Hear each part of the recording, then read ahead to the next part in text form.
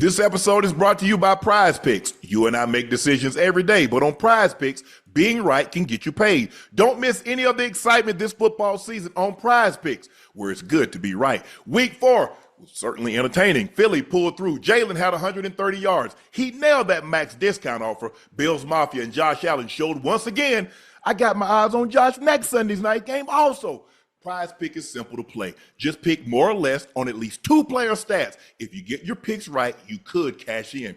Prize Picks is the only app that offers stacks, meaning you can pick the same player up to 3 times in the same lineup. Want to pick more on Josh Allen pass yards, rush yards, touchdowns? Now you can pick them all on the same lineup, only on Prize Picks. Follow other Prize Picks players directly on the app. Copy their lineups in one click, whether it's a friend, a celebrity partner, or just someone's picks you like. Hit the follow button and check out every lineup they create in the new feed tab on Prize Picks. Download the Prize Picks app today. Use code Shannon to get $50 in lineups after you play your first $5 lineup. That's code Shannon to get $50 in lineups after you play your first $5 lineup. On Prize Picks, it's good to be right.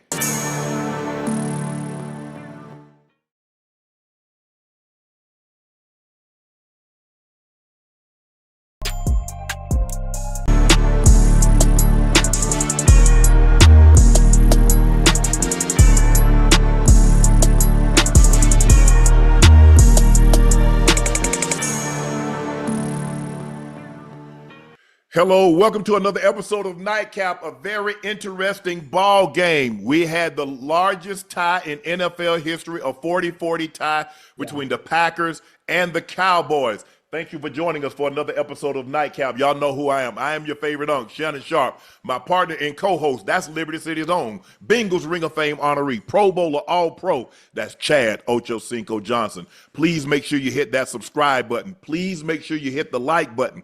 And do us a favor, go subscribe to the Nightcap podcast feed wherever you get your podcast from. We'd like to thank each and every one of you for your support and your continued support. Thanks for your eyes, your ears, and your word of mouth.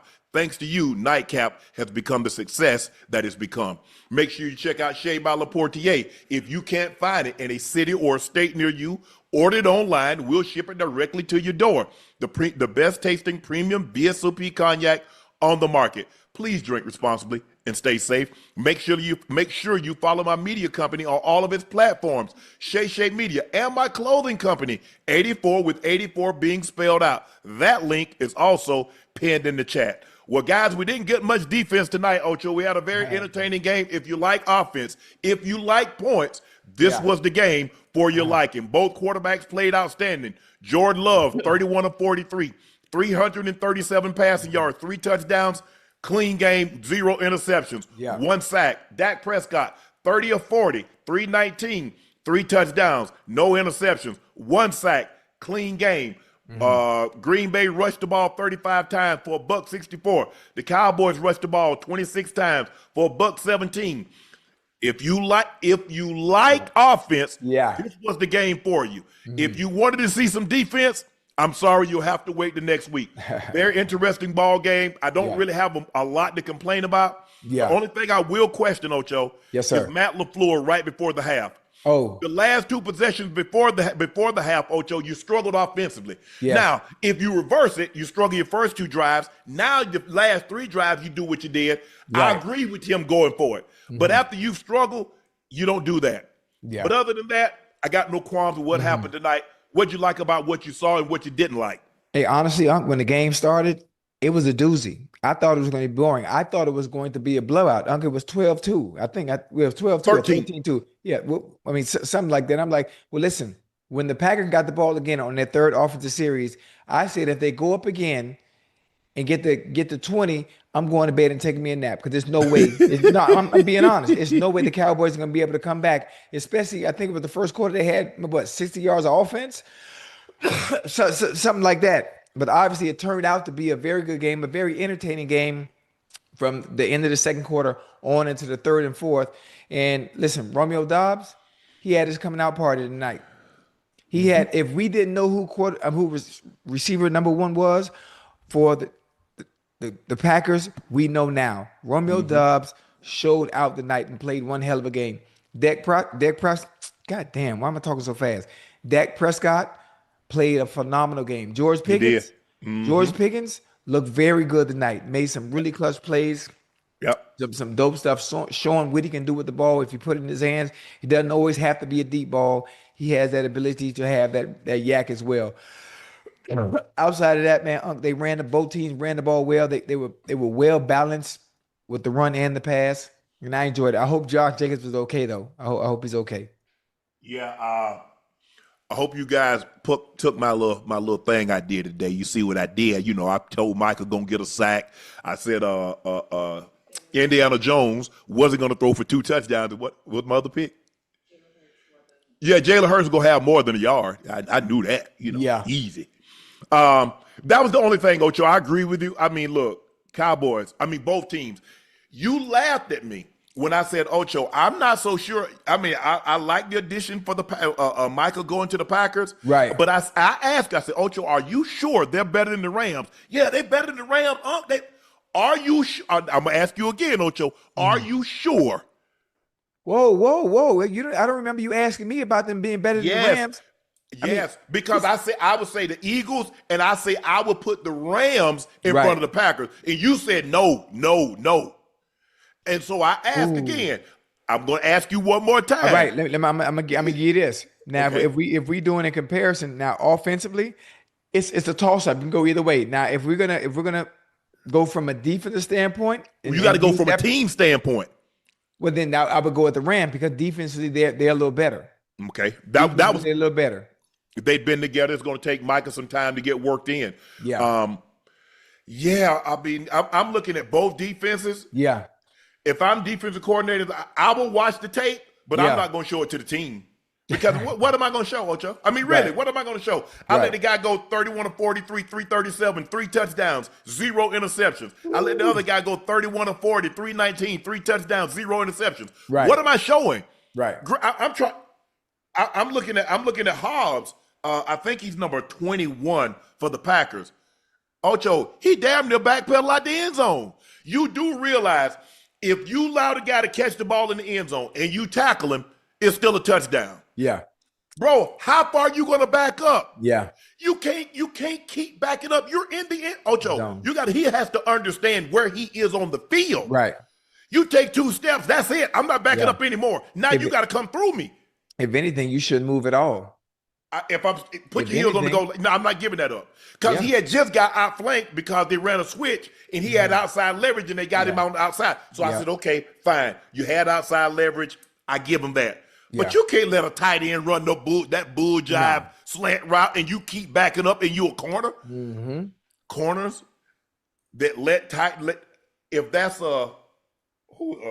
Kittle, if that's one of these upper echelon, and I'm not saying I like Ferguson. I've liked him since he's gotten there. But corners, you let tight ends beat you on slant routes at the goal line, you ain't gonna be in the league long, bro. You be bouncing around. That can't happen. That can't happen. But other than that, Ocho, like I said, I don't know where we go. I mean, I love Jordan. Boy, he cut that thing, razor thing. Ocho, what the hell was he thinking? You just kicked that last play. At the end of the game? Yes. Hey, that clock management almost hurt him now. They almost lost that game based on the clock management. He was trying to get everybody to the line. Obviously, it worked out. All you do, Ocho, why would you attempt to pass in that situation? And what happened if they had scored that touchdown, huh? Then what? What happened if they got that pick? Then what? Okay, well, but listen, that's the chance. Hey, listen, that's the chance. Because at that point in time, they was already playing for the field goal. Yeah. I mean, listen. Look, I'm taking as much time off the clock as I possibly can because look, the Cowboys had their possession. We've got our possession. Right. We don't want to give them the ball back with any time on the clock. Okay, I get all of that. Yeah. But he has to be smarter. You see the coach late, like, bro, what you doing? Yeah. I mean, I think he was trying to play. I'm trying to play hero ball. We know if we get a field goal, the game ends in a tie. I'm going to take one more shot and try to leave a second, maybe 2 on the clock, and see if we can kick a field goal to win it. If I didn't know better, I swear that guy had some ties to Green Bay, that clock guy. That was the longest. That was like. Hey. I mean, let's see. Jordan Love lost the fumble, so 11 tackles. Quay Walker. Ocho, honestly, I just don't know Right. Because Eberflus, the defensive coordinator for the Cowboys, he doesn't Yes, sir. like to bring pressure. Yeah. And I just don't know I don't know how you survive in today's game if you let the guy just sit back there and pat the ball. And this is the funny thing. They got 4. They only bringing 4. They're not Yes. blitzing nobody. They playing zone. And when you play a team like the Packers and you run that zone and not get no pressure, it just stretches everything out. You defensively, it stretches everything out, and the hole's as big as hell. Yep. And all the players got to do, you can go right down the field and just pick them apart. Jordan Love can be surgical, which he was tonight. He was surgical because you're not getting enough pressure to get goddamn Jordan Love off his spot, rushing throws, or whatever you need to do to throw the timing of that offense off. And that's what happened. Somebody got to add some pressure. I was hoping Jadeveon Clowney made some type of impact tonight. He really wasn't as effective as you like him to be. But listen, it was a great game if you like offense, if you like points. As far as defense goes, that there was a no-show tonight on both sides of the ball. This is the best. I mean, look, the Cowboys could ill afford to lose this game. I mean, ties like kissing a beautiful woman through a screen. Right. There ain't really nothing going on, Ocho. You can just say that was a beautiful woman on the other side, but did you really touch her? Is she real or was that AI? No moral victories. No moral victories. Yeah, so in a situation, it's not a loss. So all things being equal, right?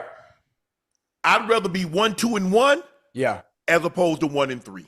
Yeah. Let's be real. And we'll see where it comes down. Hey, that tie might come in and it might help you down the road. But you couldn't go down. You couldn't be 1-3 and the Eagles are 4-0. Ooh. The Eagles are 4-0. Hey, I can't wait till we get to that game, but go ahead. God damn. But look, the Cowboys, George Pickens showed why. Tolbert made a heck of a play. I thought that was just trying to throw the ball out. I thought he was trying to throw the ball away too. Yep. And somehow Tolbert came down with it. Turpin made a couple of plays. Yeah. I mean, look, they got guys, Flanoy, he stepped up and made some plays.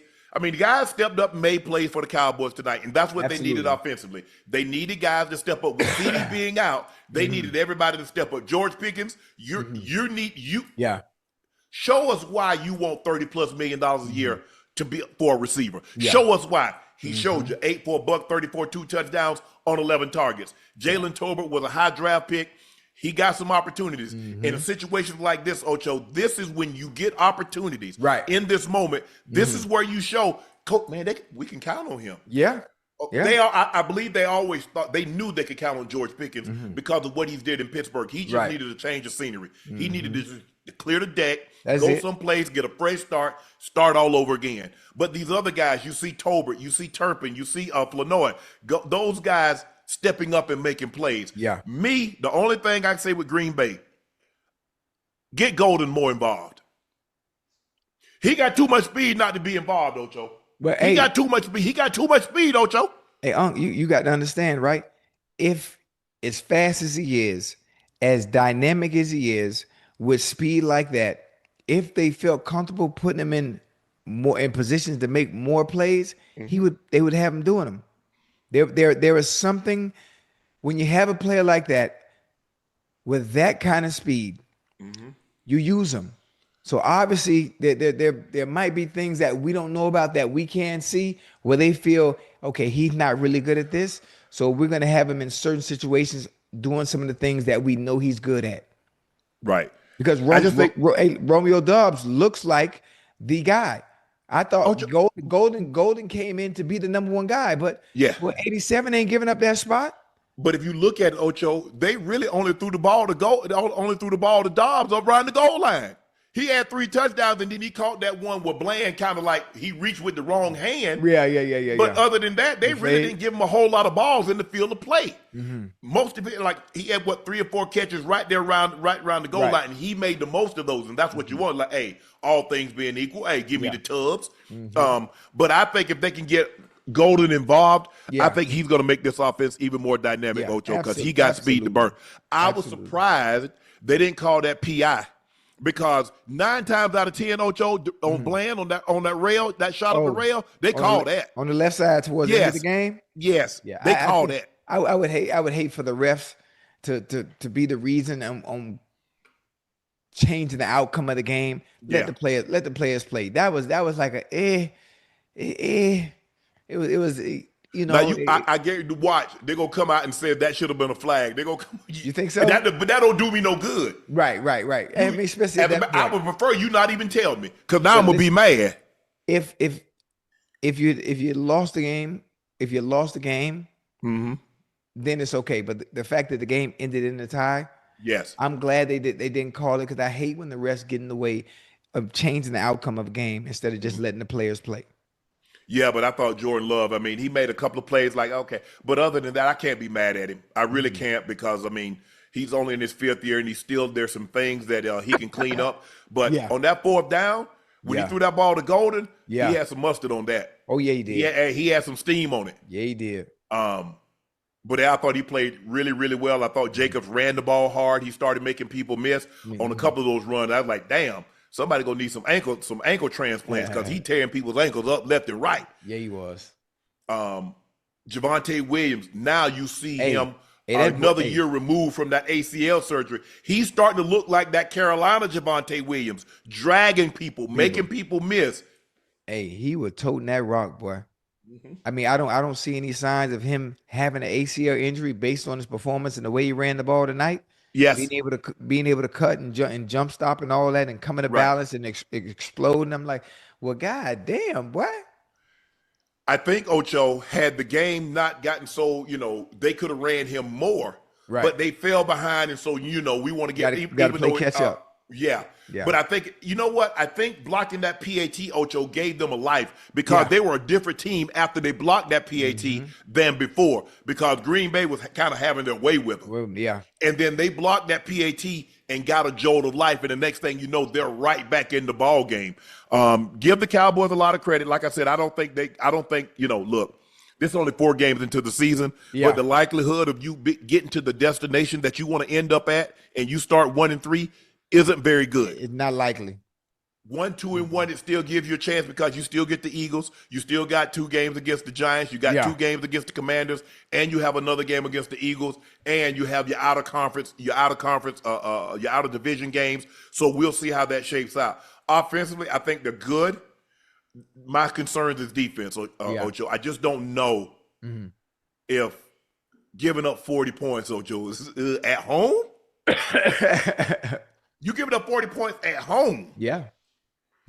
Hey, shit. They gave up 40 also. Cowboy gave up 40 that first round of the playoffs, remember, a few years ago now. Oh, yeah, well, they gave up 40. I think they gave up 48 then. But this is the thing. This is the good side of things. Not only are you missing CeeDee Lamb and everyone else stepping up and trying to make up for the production that CeeDee Lamb would have had, but they also scored. Okay, you gave up 40, but you're scoring 40. So offensively, you're playing extremely well, and the defensive side of the ball just has to find a way to catch up. Find a way to get 1 or 2 stops in those 4 quarters. That would have made a difference in the game. Ocho, but there haven't been very many defenses that you can just say, hey, go hunt with 4, and they go attack the quarterback. Right. It's been very few. Now, it's been done. Yeah. But it's been very few times. The Eagles last year could get home with 4, and they would play coverage. Fangio does not like to sacrifice that back end, and he had those big hogs, and they could collapse the pocket inside with Davis and Carter, and then those edge guys were screaming off the edge, and they would rotate them, and they had 8. They could go 8 deep, and they just go. But I don't see that with the Cowboys. I'm not seeing that. Sam Williams came back. He looked good. They had a few guys that flashed. Yeah. But I think in order for the Cowboys to play this style of defense, boy, you're asking an awful lot. You're asking an awful lot for your secondary, man. Because like you said, they're expanding to an area. Well, I'm just gonna go sit down in there where you vacated. Every time. And that folk got to get it. But this is the thing you got to understand, Unc. You have to have the personnel to be able to do it. He's not blitzing for a reason. Yeah, because he doesn't want to expose the back end. Yeah. Hell, you're only blitzing 4 and the back end still exposed. Thank you. You only bringing 4. Excuse me. Yeah. It's but that's his style of play. If you look at him when he was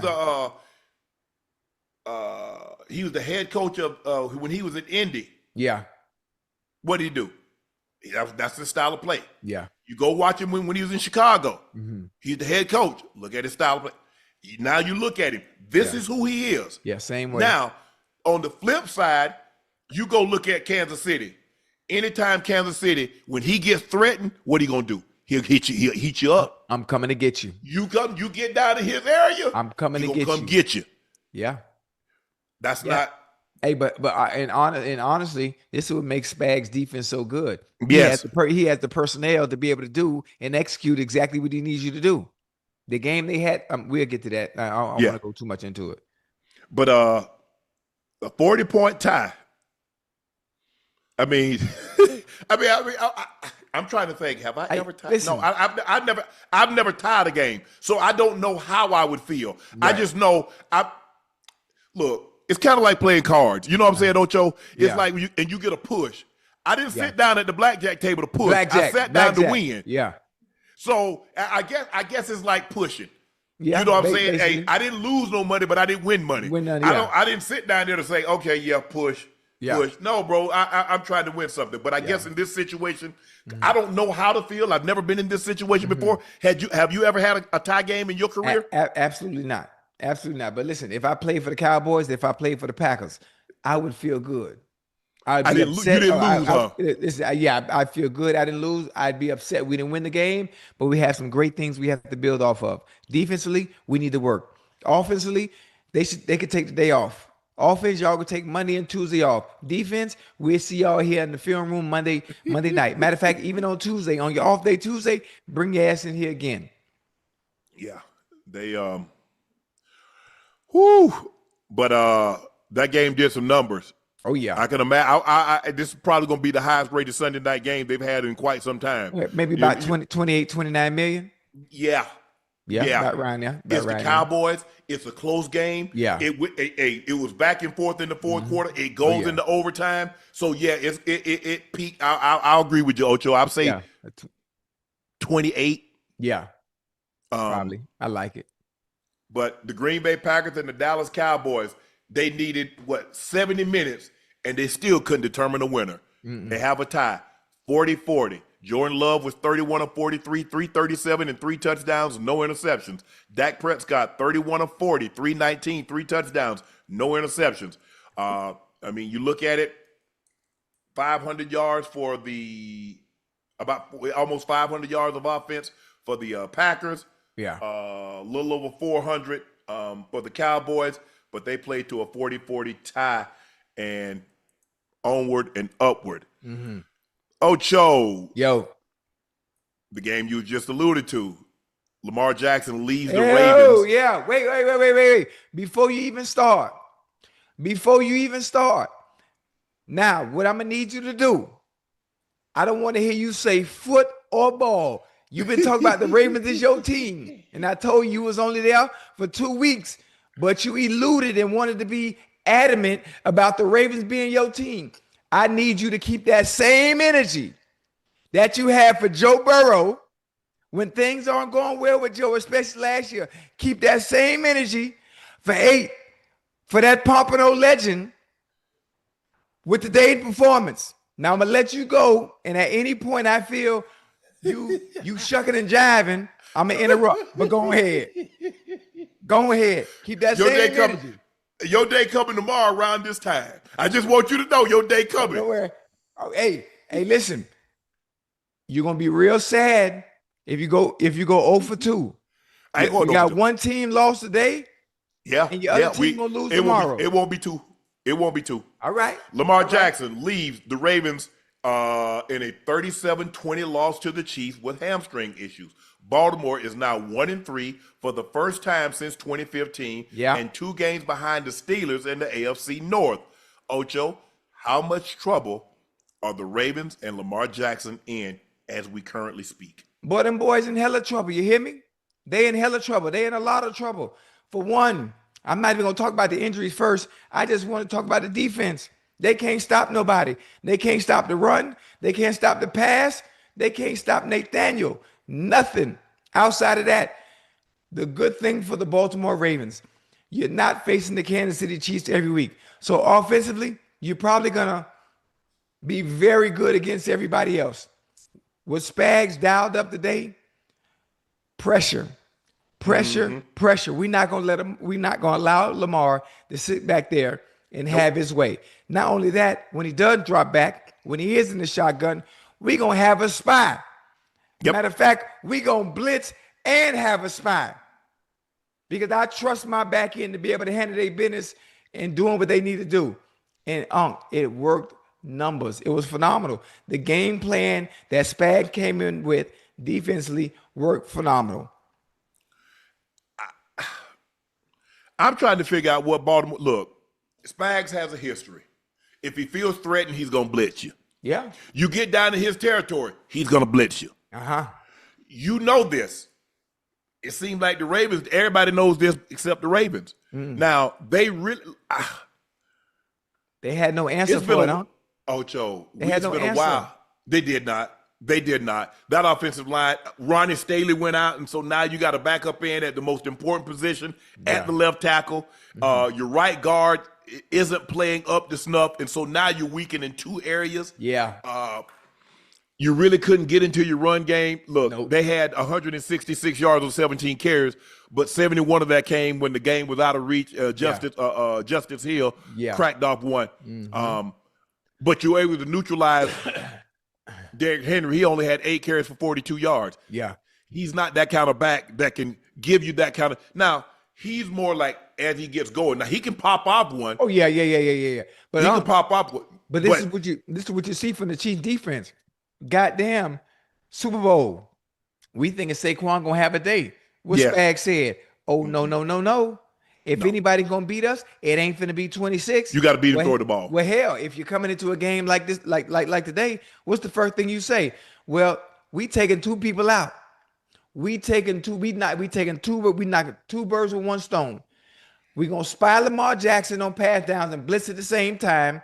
And anything with Derrick Henry, we got to see you. We got to have that. You won't be breaking off nothing. Hey, man, them boy were laying that wood out there today, boy.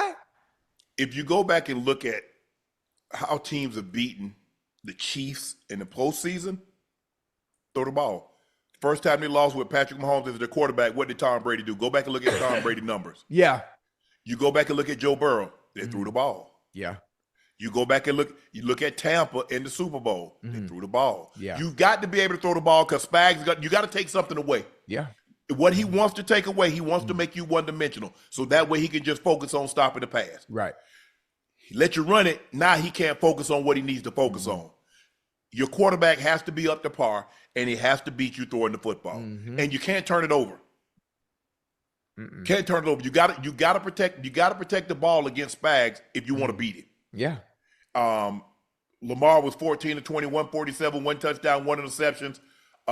He fumbled one. Got hit from the back. Whoa. Wait a minute. I need the same energy you have for Joe Burrow. Joe Burrow ain't played. I'm not. No. When we lose, you have all this energy, and Joe should have did this, and Joe can't turn the ball over, and Joe can't do that. I need you to have the same energy you have for Joe for Lamar. Okay. Lamar, that's my dog, right? Did he take himself out the game today, or was he hurt? He was hamstring. Huh? If it was reported that he has a hamstring injury. Okay. Well, I need you to be very critical of your team. That's your team, right? That's one of my teams. Yes. I'm trying to make sure. I'm the energy is not adding up based on the way you were talking yesterday. Okay. Now, hold on. Did you expect the Ravens to beat Kansas City in Kansas City? Is that what we doing? No, I'm just asking. So we saying that the Ravens can't win on the road? Is that what you're telling me? Yeah, they can. Are you making excuses? No. Hello, the Chiefs are 1-3, huh? The Chiefs are 1-3. And the Ravens are 1-6 now against the Chiefs. Hold on. Let me finish. Let me finish. Go ahead, finish. Let me cook. Lamar Jackson. Yes. Is one of the greatest quarterbacks of all time, and he's still correct. active. Yes. Yes, I expect Lamar Jackson and that defense that once was feared at one point to go in there and be able to beat the goddamn Chiefs. Yes, I do. They got Lamar Jackson and they got Derrick Henry. I So expect it. think about it. So last year they had Lamar Jackson, and when he was an MVP, and the defense was better than that. Yeah. And the Baltimore and Kansas City came into their building. Yeah. In the AFC Championship game, what happened? Because what we have seen is that what happened today, Ocho. Lamar turned the ball over twice. Yeah. Okay. You're not gonna beat the Chiefs. See, you heard what you just. I need you to say that. I need you to say it. I need you to You get can in say depth. it. Huh? We're both breaking down the game. You can say No. it. People want me to let you talk, so I was trying to let you talk. Hold on, I need you to do 8 like you do Joe. You be real hyped. You be real enthusiastic. You be real passionate about the reason we lost. And because Joe turned the ball over, he needs to do more. No, well, you lost for the same reason. The same reason the Bengals lose is the same reason the Ravens lose is because Lamar turned the ball over and their defense sucked. Okay. I just want to hear it out your mouth. That's But all. you know, I'm not breaking news. Right. Excuse me. Let me interrupt your normally scheduled programming to break this news. Hey, you want me to give you an Amber Alert? The Baltimore Ravens defense isn't very good. Yeah. We haven't seen Patrick Mahomes look like this in All a season. very long time. All season.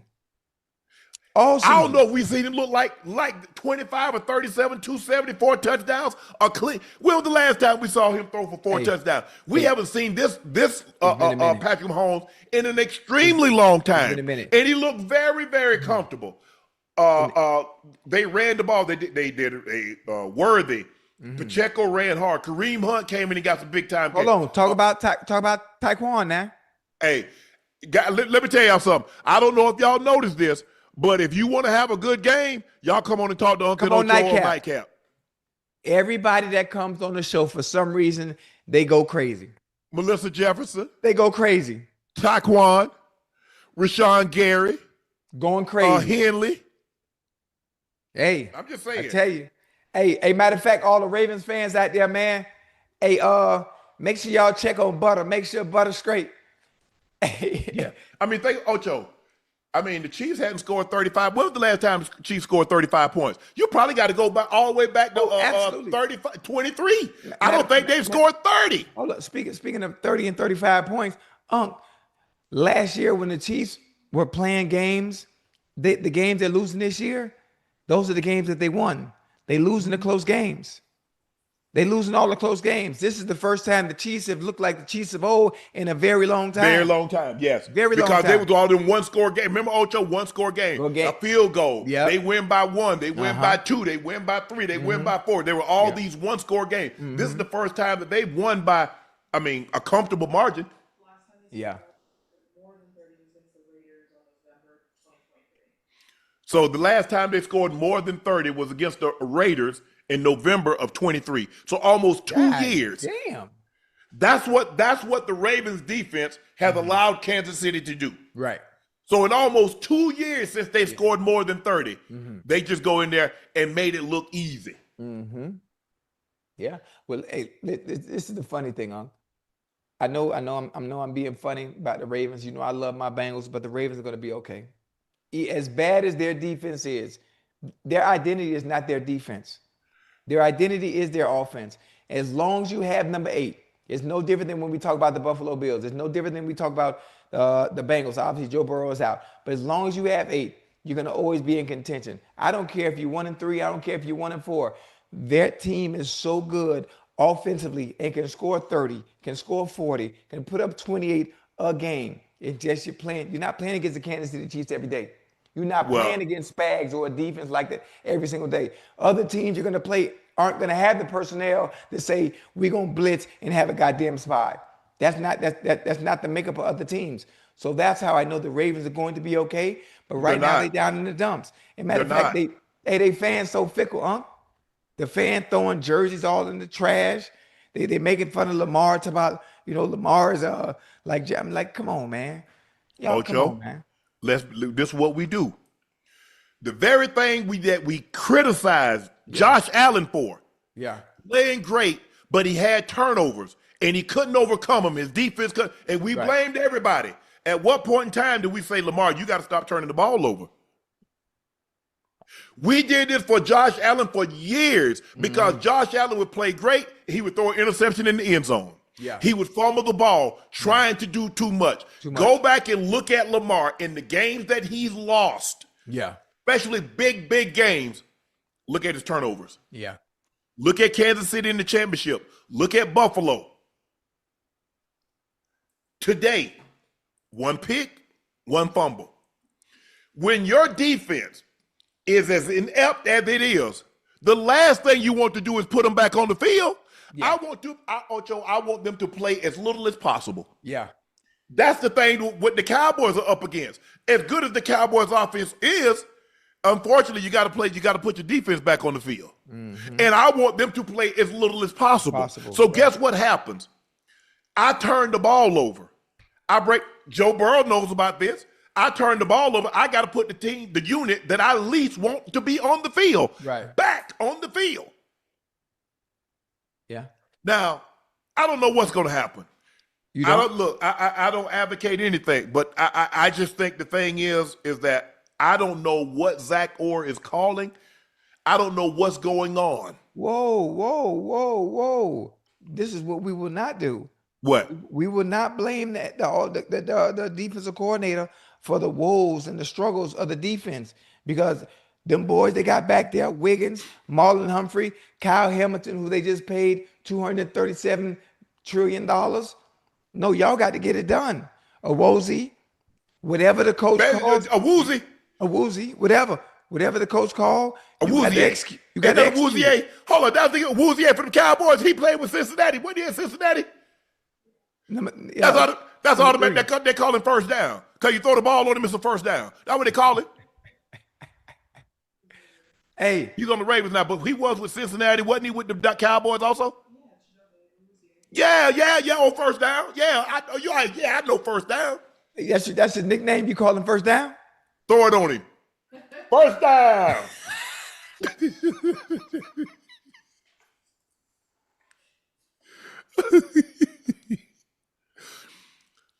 Ocho, the thing is that their 2 best pass rushers are out.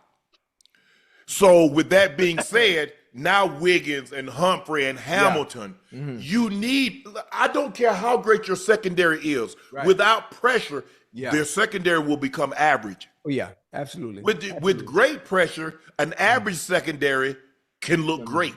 Yeah. Man. Yeah. Ocho, the problem in that we saw this with Joe Burrow, we saw this with Josh Allen, and I was the main one. I'll be the first to say. I said, yeah, the defense isn't good. But what about those turnovers? So what role did throwing an interception in the end zone and you don't get a chance on first down, or you throw an interception on second down, and you don't get a crack at third down, or you don't get a crack to kick a field goal? What role did that play? Okay, you turned the ball over in negative territory. Yeah. What role did that play in you losing the game? It's easy to say, well, they gave up 40 points. Did any of those turnovers help them get to that 40-point total? Absolutely. So you know what that tells you? Your Ravens is not as good as you thought they were, because you was talking cash, you know what, before the season started about the AFC North come through the Ravens. I told you. It damn sure ain't going through Cincinnati. The AFC North is going through Cincinnati. And matter of fact, and just to put a stamp on it, so we can dot our I's and cross our T's, when we beat your team tomorrow night, I want you to come on here. I want you to apologize to me, and I want you to apologize to everybody in the chat, and I want you to say Ocho was always right. Because I told you what was going to happen. Don't get that Ravens helmet, please. Don't do that.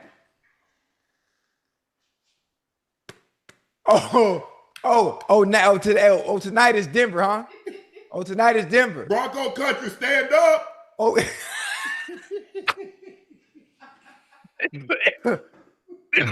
Last night it was Raven this. It was Raven that. It was Lamar Jackson. It was Derrick Henry. What happened, huh? What happened? They lost, Ocho. Okay. Well, I need. And you say they're not in trouble. what is Cooper Rush going to do? If Lamar Jackson missed any time, what is Cooper Rush going to do? Hey, the season probably over for y'all, man. That is what you just said. You just said they're going to be okay. I said as long as Lamar Jackson is playing, you're going to be okay. There are few teams in the NFL that can dig themselves out of a hole. A 1-3 hole, a 1-4 hole, no 1-3 now. The Baltimore Ravens could do that offensively. But you do realize, so they're 1-3. Yeah. In order to get to 500, you got to win 2 games in a row. So you win 2 games in a row, that's 5. So what happens if you go 1-1? What happens if you go 0-2? Cooper Rush, you're not winning. Your defense isn't playing up to standards with Lamar at quarterback. Right. What the hell you think they're going to do? Cooper Rush is not going to get you anything with those legs. Hey, a wise man once told me, that Cooper Rush was a very good quarterback. I don't know who told you that. His name Jerry. Man, please. Listen, I'm not telling you I'm not telling you what I know. I'm telling you what I heard. Jerry also said that Micah ain't win no Super Bowls. We didn't win no Super Bowl with Micah. Jerry, y'all ain't won a Super Bowl in Micah's lifetime. So what the hell you talking about? You ain't win no Super Bowl with him. You haven't won a Super Bowl in this man's lifetime. Oh man! The only person that thought Cooper Rush was good was Jerry. Yeah. Nobody thought it was good because when he became a free agent, nobody put a bid out there for him. Right. Oh, I remember Troy. Troy said, "Oh, he's gonna be a hot commodity on the free agent market." No, he's not. Maybe that was, because a lot of times they'll do that now. These guys that call the game, they'll put that bug out there and have, he did play the game and he studies the game and he knows. No, if you watch the games closely. Yeah, just pay attention. Watch. It was Zeke running. They had to play outstanding defense and Zeke had to run the ball and they gave him easy stuffs. But now, if Lamar Jackson can't go, they're going to be dependent. Yeah, on the defense or Cooper Rush. I don't understand why you get a guy that's so vastly different than Lamar. Yeah. I understand there is no Lamar Jackson, but Ocho gets something similar. There is nothing similar. Boy, we talk about number 8. We talk about Pompano's finest. There's nothing like that. So that offense has to change drastically. The offense has to change drastically because what Cooper Rush can do is nothing compared to Lamar Jackson. So the playbook is going to shrink like this. So you shrink so let me ask you a question. So you shrink the playbook and then they look for the offense to be more explosive while trying to minimize your defense exposure. How does that work? Hey, listen, I don't know. Harbaugh had to figure that one out. But you better hope whatever's wrong with Lamar's hamstring is not significant, and it's day to day. Let's hope. I'm hoping because I want to see Lamar out there on the field. I'm a Ravens fan. I enjoy the game of football, and I enjoy watching one of the. You're a Lamar fan. You ain't no Ravens fan. Oh, my bad. That's what I meant to say. But I love the Ravens fans though. They've always been good to me, and I've been good to them. So technically, I'm a Ravens fan because I love their fans. But I'm a Lamar fan, and I really want him to play. I don't want him to miss no time. I don't want him to miss no time at all because he's exciting to watch. The Ravens defense is allowing an NFL worst 33.3 points per game. Already entered Sunday's game without 4 starters. The Ravens are now 7-11, including the playoffs, when Lamar turns the ball over multiple times. After no turnovers in his first 3 games, Lamar threw an interception and then fumbled when he ran into the back of Tyler Lindenbaum. Ravens safety Kyle Hamilton on the 1-3 start. I just want to apologize to the fan. The product that we're putting on the field right now is not up to par to what the Ravens have been in the past and in the recent past. We're trying our best to correct it, but obviously something's wrong. Hey, man, listen. The Ravens defense, the Ravens offense, the coaching staff, they need to apologize to the fans, and they need to apologize to the number 1 fan, Butter. But I know you probably watching, boy. I apologize. I'm sorry. Y'all just ain't it this year. The AFC North will be run through Cincinnati, through the 5-1-3, and we ain't even got Joe Burrow, but we gonna whoop y'all, and we gonna whoop the Broncos tomorrow night. I can tell you that. We're gonna sack him probably about five times. Sack who? Jake Browning. Sack who? Sack him with who? With what? Boy, no. Not with our offensive line. You crazy? What? Man, please. Boy, it's Monday night. It's Monday night. Jake Browning ain't never lost a game on Monday night. Never played one either. He did when Joe Burrow was out. That was Thursday. Well, same thing. Monday, Thursday, it's all the same because we the only ones on TV. After getting Xavier Worthy back on the field, Chiefs had their biggest scoring day in more than 2 years. Ocho, is the offense finally on track? It's just one game. It's just one game, but they look good. Xavier Worthy, Juju Smith, Pacheco toting that thing today. They didn't have a running game the past 3 weeks, excuse me. But today, they had a running game for some reason. The addition to Tyquan Thornton, showing his value, just getting there, making plays. Every time he throw a ball, it's a touchdown. Every time he touched the ball, it's a touchdown. So they look good. Now the offense is catching up to where the defense is. Now the Chiefs are starting to look like the Chiefs of old. But can they string it together? Can they do it back-to-back weeks? Who they got next week? Man, stop playing. He looked good. I mean, they got speed galore. Xavier Worthy can run. Tyquan Thornton can fly. Hollywood Brown can fly. The Ravens play the Texans. Who did the Chiefs play?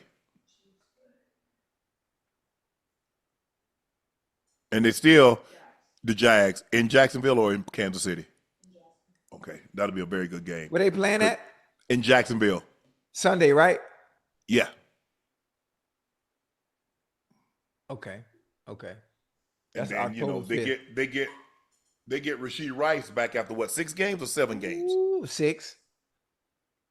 Once they get him back, especially if they start hitting their stride after this game and continue that same momentum, and then Rashee Rice come back, man, listen, man. Yeah. Boy. But they look good. This is the best the Chiefs offenses looked in a very, very long time. Yeah, long time. And Patrick Mahomes looked comfortable. He hit one deep ball to Worthy. Yeah. But that deep ball ain't what it like when he was hitting that deep ball when he had Tyreek. Mm-hmm. He get back on that level with these guys because he got speed. Hey, pick a side. Yeah. Pick one. Let it rip. Because Worthy can fly. Thornton can fly. Mm-hmm. Rashee Rice he and Trav gonna be working the middle. Mm-hmm. Hollywood. That's gonna be crazy. Shoot, the Jags play Kansas City on Monday night. Wow, it's next week. Next week they play Monday night, Ocho. In Jacksonville? Yep. I'm gonna go to that game. I'm gonna do the show from Jacksonville. I'm gonna go to that game. Damn, man. Hey, listen, the Chiefs, quietly, they got a little 4x1 team. I don't know who gonna run that fourth leg, but them first 3 legs fast as hell. Rashee Rice. I look at Rashee Rice one. Well, because you got Thornton, you got 3 guys that run 4. Hollywood ran 4.2. Oh yeah, absolutely. Them boys fast. Thornton ran 4.2. Yeah. Xavier ran 4.21. Pick anybody. Hell, let Mahomes run second leg. They got speed to burn, Ocho. They do. I think Rashee Rice ran 4.4, so he good. All I know ain't a team trotting out three receivers, 3 players that can outrun those guys. Nah. I don't give a damn what you got on your team. Nah. You ain't trotting out 3 guys that can outrun Thornton, Hollywood, and Xavier Worthy. That ain't happening. Yeah. And as fast as they are, they just have to make sure it shows up not only on film, but in the games. Yeah. The way they play. They have to, everything should be, it should look explosive. Like when Tyree catches the ball, he just looked so much faster than everybody else. Mm-hmm. It's just different. I don't know how to explain it. But see, he compact. See, he's short. Man, Thornton's tall. Mm-hmm. Thornton's like 6'2". Mm-hmm. Yeah. The Giants earned their first win of the season, beating the Chargers 21-18. Rookie quarterback Jaxson Dart in his first career start Hey, completed 13 of 20 passes, 111 yards, a touchdown, no interception. But the Giants lost Malik Neighbors in the second man, quarter to what is believed to be an ACL injury. Excuse me. Odell Beckham tweeted after the Neighbors injury, "Dear NFL, I mean this with the utmost love and respect. We, the NFL, take all precautions in the world with everything else when it comes to players' health and safety. Please, please, please get rid of this turf. Thank you in advance. Love. Respect, and you know I love the Giants, but death life has taken too many talented players away from the game. I know it's not all turf's fault, but maybe it's where we've got to go. We've gotten all research done to turf state it's the highest quality as possible. At least we can start that discussion." Ocho, we're looking at from 20 to 2025, there have been at least 16 documented ACL and Achilles injuries at MetLife Stadium. Aaron Rodgers Achilles, Jalen Phillips Achilles, Nick Bosa ACL, Malik Neighbors suspected ACL. What you thinking, Ocho? nothing. Nothing at all. I played on that same turf. I played in that same turf at there in goddamn Cincinnati. I played in the same turf for 11 goddamn years. It ain't got nothing to do with no goddamn turf. If it was grass, if something's gonna pull, if something's gonna pop, it's gonna pop, regardless of what the surface is that's below you. It doesn't matter. It had nothing to do. I mean, we got to get that out of our mind. We got to get that out of our mind. Oh, we're suffering these injuries because of the surface we're playing on. No, that's coming from within. That's within. That's the ground. The ground has nothing to do with that at all. I'm just being honest. It doesn't. It had no correlation at all. People get ACLs and Achilles on regular grass. It's the same thing. But are they happening with the same frequency? Come on, man. So let me ask you a question. It has no bearing. Well, if that's so why have there been so many ACL and Achilles injuries in that stadium specifically? Let's say that stadium specifically, right? Mm-hmm. Why have there been so many ACL and Achilles injuries in general? Why has it risen? Not just in MetLife, just in general. Maybe because there's a lot more of these stadiums that have this synthetic turf. No, that has nothing to do with it. Because sometimes people aren't even being touched. Some of these are non-contact injuries. Yes. No, it had nothing to do with it. Well, that's what the studies so. But see, you don't believe in studies in science anyway. See, and that's the problem. We keep worrying about science. It's science. That's why everybody getting hurt. That's why. That's the problem. We listen to these people that never played the fucking game. Oh, my bad. My bad. I'm sorry. We're listening to these people that are experts on what we're supposed to consume and put in our bodies that have never played any sport at the highest level and know what it takes to be able to play a 4-quarter game in a barbaric sport where we're running to each other 30 miles an hour. But yeah, eat this green stuff. It's healthy for you. It's going to help you. No, for some reason, everybody's continuing to get hurt. Soft tissue injury, this, Achilles, quads, hamstrings, everything blowing out. Something has to give, and we blame it on the injuries. I mean, we blame it on turf. Ain't no goddamn turf. When y'all played on concrete. Yeah. Y'all played on concrete with carpet laid over top of it. Yeah. With no problems. It ended Wendell Carter's career. He tore both patella tendons in vet. Come on, man. I just think the thing is that if you know more, you should do more. And I think there's a reason why. So in other words, let me ask you a question. Talk to me. So why did they kick the kickoff out? If it doesn't hurt, guys gonna get hurt anyway. So why not continue to run down there and let guys run into each other? Oh, the NFL covering their ass. Okay, wait, don't you want to cover your ass with these injuries? Hold on. Listen to me real quick. We're trying to prevent the collisions from so far apart. So we're going to shrink it down, right? Because we lost a lawsuit to what 3 generations ago? Oh yeah, it was in 2000, in the early 2000s. Yeah, three generations or 3 eras. 3 eras ago, we lost $1 billion lawsuit. You know what I'm trying to say? We don't want to have that happen again. So what are we going to do? We're going to take precautions. Anyone that gets hurt, we're going to continue to throw flags. We're going to continue to fine you so you don't come back 10 years later from now trying to sue us saying, well, my head or this is messed up because of these circumstances that we had back then. That's what the NFL is doing. I think the thing is that the NFL, the product, suffers when your best players aren't on the field. There's a reason why that you can't hit the quarterback below the knee. Right. Trent Green suffered the exact same injury on that very similar play, and they didn't change the rule. It wasn't until Tom Brady. Tom Brady, yes. And they call it the Brady rule. Yeah.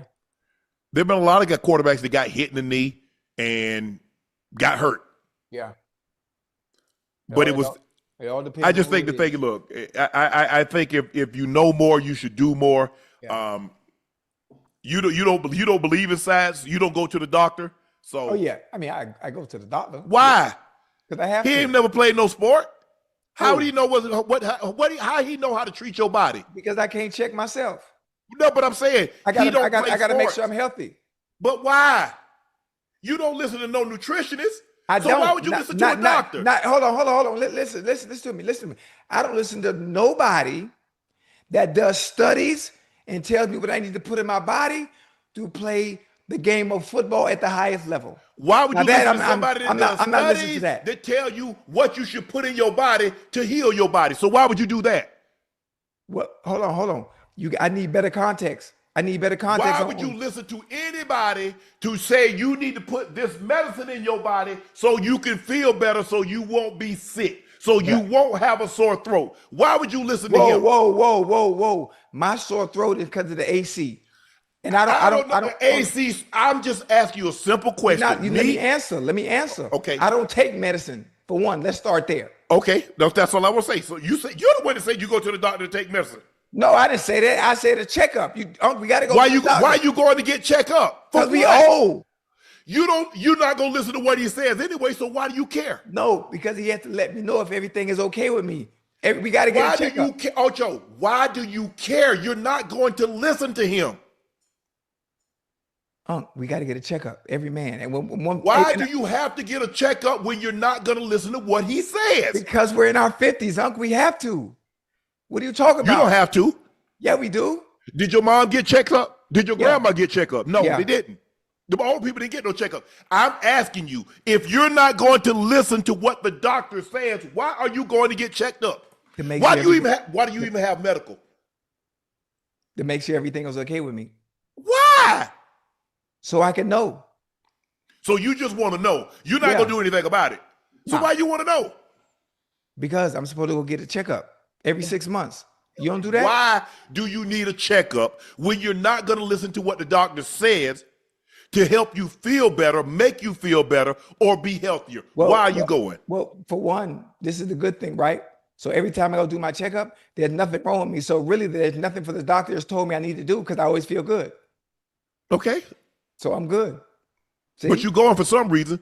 Because I have to do my checkup every 6 months. You don't have to. There is no law that says you have to go get a checkup. Where is the law? What do you mean? They said it in school. Once you hit 40, you got to get your checkup every 6 months. They said a lot of things in school. They said study and do your homework. You ain't listen to that. No, because I wanted to play football. I ain't kidding. I wasn't no scholar. Yeah. But then you found out, you know what? I got to study and do my homework to play football. I did. Yeah. Let's get bigger. Jaxson Dart is the first quarterback since Patrick Mahomes to lead their team to an 80-plus yard drive on the first drive of their first career start.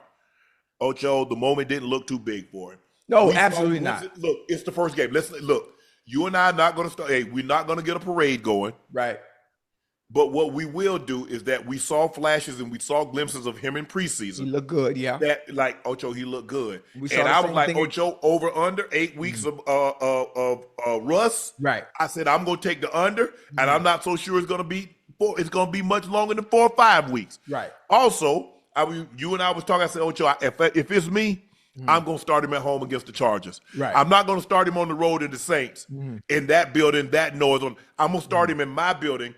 Because I know at least for the first game, the crowd is going to be on his side and they won't boo him. Yeah. But he looked good. Now it hurts that he's not going to have his most talented player on the offensive side of football joining him. But he looked good. Very good. Very good. What did you like about what you saw from him?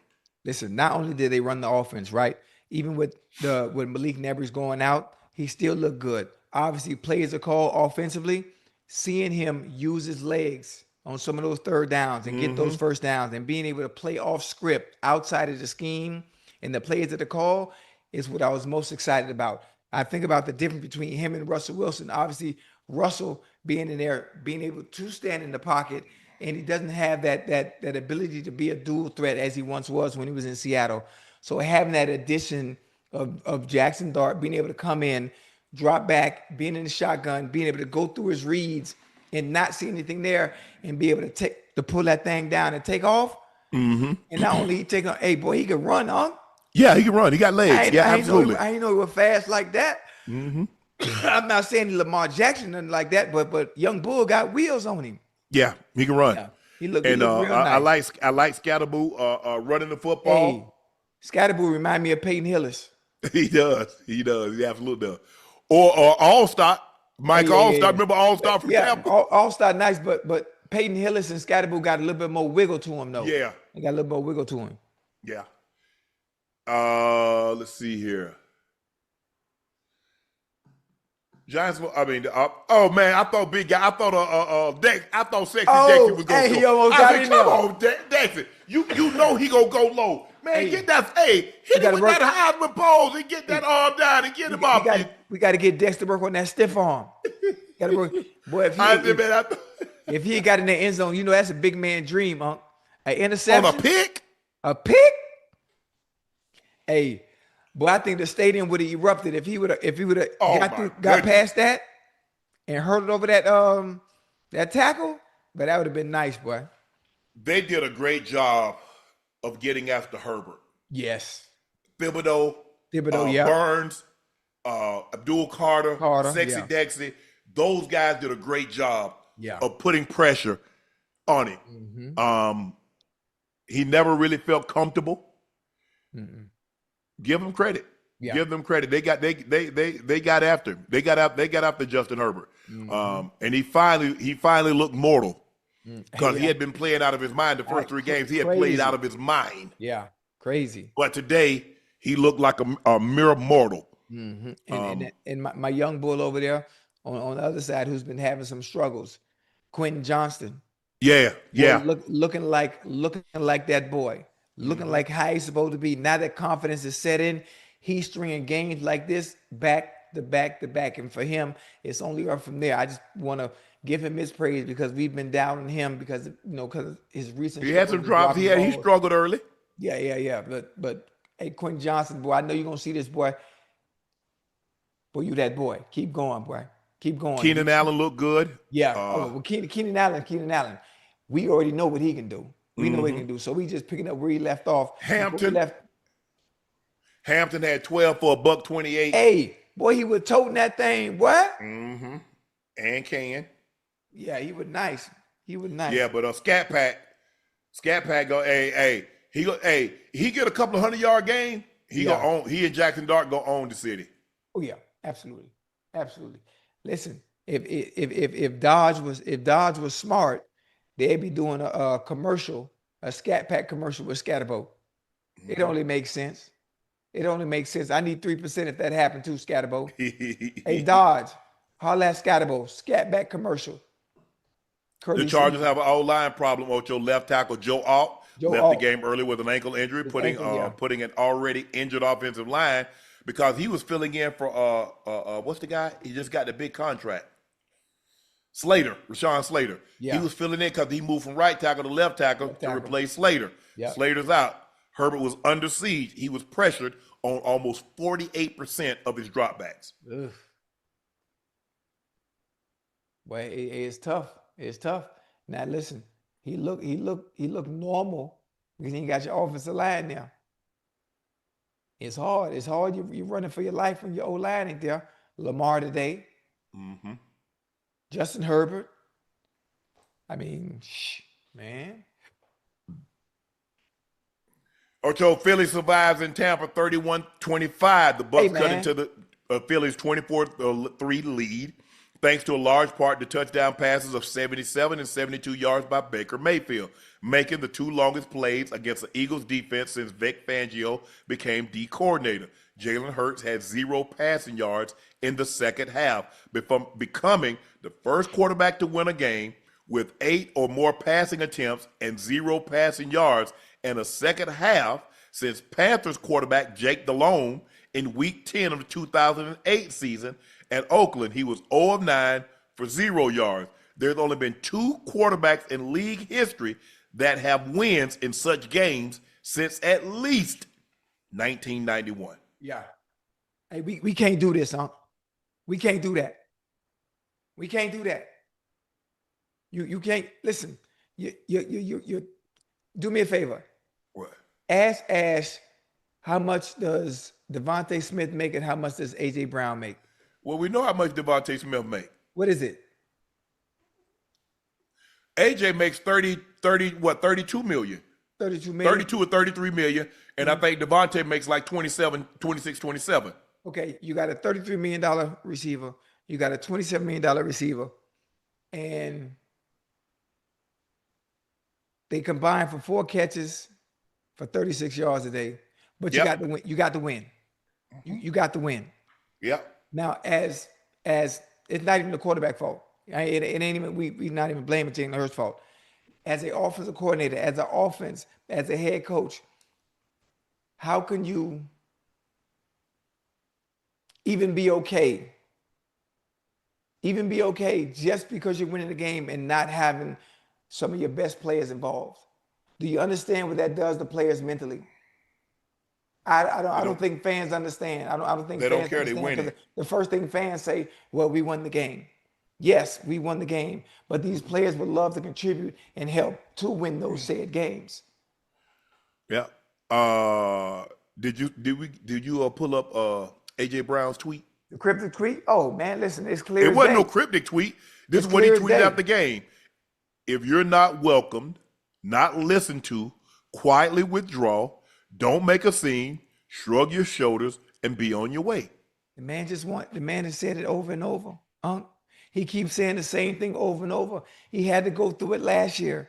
He had to read his book on the sideline to keep himself calm so he doesn't get frustrated. He wears that seal on his chest, so he has to conduct himself a certain way. The man wants to contribute and be productive and help the offense. Yes, we're winning the games, but I would like to help us win. You're paying me $33 goddamn million for a reason. Not only am I the number 1 receiver, I'm the captain of the team. Allow me to feel a part of the offense. Puka Nacua caught a high 13 catches today for 170 yards. Yeah. You mean to tell me you can't design plays or put goddamn AJ Brown and Devontae Smith in creative positions to get them the ball? You're never going to create a scenario where the fans feel sorry for AJ Brown as long as you're winning. Because everybody says, they say the most important thing is the winning. I don't care about stats. I care about winning. Well, you're winning. You know they care about stats. I know they do, but I know they care about stats. We care about stats for a reason, because when we go to the table, it's the only thing we have to lean on. It's the only thing we as players have to lean on. Well, listen, I deserve this amount of money because look at my production. Look at my numbers. We allow stuff like this to happen and you don't speak out about it as a receiver because you're winning. When it's time to go to the table, you can't mention nothing about them wins if you don't have the production to match it. You can't say, oh, when I'm on the field, we winning. Well, where's the production? You're not helping us win. Mm-hmm. That's the game that they're going to play. The people on the outside watching that love the game, they don't understand that. I'm telling you, and it's going to happen. I guarantee you, I swear for God, I'm telling you, they're going to use this against him. We're winning, but your production doesn't match your salary. You're really not, you're not worth $33 million because we're winning without you. We can win without you making that kind of money. And it's going to backfire. I think the thing that's frustrating to him is that so many balls sail out of bounds and he don't even have a chance to catch it. Chance to get them, yeah. Yeah. That's what's frustrating, Ocho. At least give me a chance. Yeah. Okay, we're going to make it 50-50. That's 100% no chance of a completion. With him, it's 80-20. So you put the ball in play with A.J. Brown, it's 80-20. He's coming down with that. He's coming down with that. Just put it in the vicinity. Just put it in the area. I got you. He showed that last week. They had no choice but to throw. He put it in the area. What he did. Came down with it. They dodged a bullet today. They got a block punt, and Baker made a he made a horrible decision on the interception. Mm-hmm. They dodged a bullet. Give them credit. They find ways to win. Good football teams find ways to win. Bad football teams find ways to lose. Yes, This sir. is a good football team, and they're finding ways to win. I get it. I get it. I get AJ's frustration. We've all been there. Well, most of us has been there. Everybody. Hey, Jerry ain't never been there. Listen. Jerry don't know what it's like. Larry Fitzgerald, some of these guys don't know what it's like to go and have 2 catches and things like that. So he had 7 yards. AJ Brown, top 5 receiver in the NFL today, had 7 yards in a 4-quarter game. 7. That's pathetic. This ain't high school. This ain't Pee-wee. I don't give a fuck if you did win. You don't have your number 1 receiver that you paid $33 million with 7 yards in a 4-quarter game.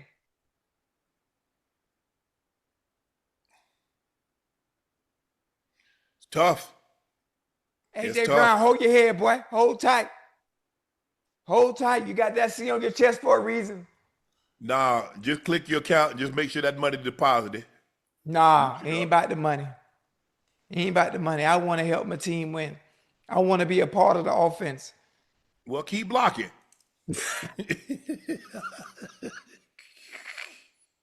That's all I can tell it right now, Ocho.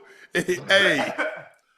Come on, man. Just Ocho, just when maybe this week will be a situation where it was last week.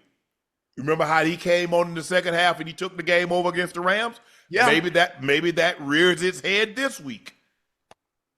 So Matthew Stafford found Tutu Atwell wide open for an 88-yard go-ahead touchdown pass with less than 2 minutes remaining to send the Rams to a 27-20 win over the Colts at SoFi. The Colts made so many mistakes. Ocho, 1 play before the go-ahead touchdown. The Colts only had 10 men on the field. Yeah. Then they had a holding penalty negated a 53-yard touchdown run by Jonathan Taylor. And also they had a 76-yard touchdown reception that turned into a touchback. And A.D. Mitchell fumbled the ball as he crossed the goal line. So, look, it's no consolation. Yeah. But, if I'm in there, I'm looking at the game like, bro, we gave up a touchdown with 10 players on the field. We had a holding penalty and they get a touchdown. Mm-hmm. We had another touchdown, bro. The Colts are better than we think. Yeah. I mean, that's the only way I look at it, Ocho. The Colts are better than we thought. Wait, did you see that 53-yard run by Jonathan Taylor that got called back? Mm-hmm. Man, boy, Buddy is nice, boy. Yeah. He is the real deal. We didn't talk about him last year, Ocho, because Saquon and Derrick Henry. Yeah, they was out this world. But if you go back and look at his numbers, he's a Pro Bowler. He's been an All-Pro. There's a reason why.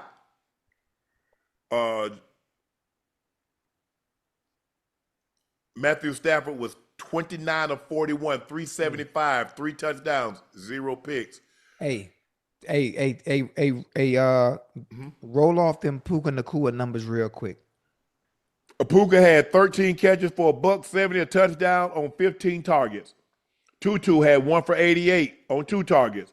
Devontae Adams, 4 for 56, a touchdown on 6 targets. I mean, 13 for 170. Mm-hmm. They won the game. Mm-hmm. AJ Brown, 1 for 7 yards. They said, look, we won the game. Puka had 13 for 170. Now, at the end of the day, what did Philly and the Rams both do? Win.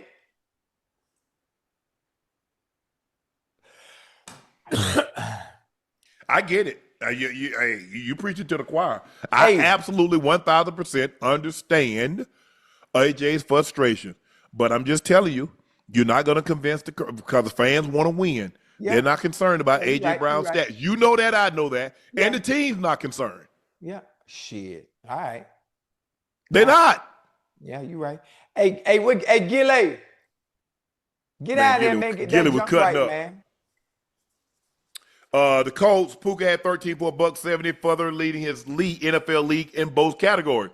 Hey, he gonna mess around. Hey, how many catches he got now? 40, 42. He mess around. He mess around and go get 150, 160. Yeah. How many is it? How many he got? 42, right? Yeah. Yeah, something like that. I was going to touchdown to tie the score. Today, he became the second player in NFL history to have 40 receptions for 500 yards in his team's first 4 games. Dog, that's crazy. Do you hear what you just said? Mm-hmm. 40 receptions in 4 games. Mm-hmm. My God. Bro, all they did is do what they did. You remember when Cooper Kupp had that historic season? Yeah. Insert Puka Nacua. Cool. Exactly. Yeah. Same plays, same everything. Oh, that's crazy. And he has somebody on the other side that can open it up. Because remember when they brought Odell in there? Yeah. Odell could make you pay if you singing him. Yeah. Devontae can make you pay. So he gets. He made him pay last week. Mm-hmm. He made him pay the week before that. And they made sure this game, okay, Devontae going crazy right now. Let's get our young bull back where he's supposed to be. Mm-hmm. It's funny how that works. You see how they can make a constant effort to get who they want the ball? Yeah.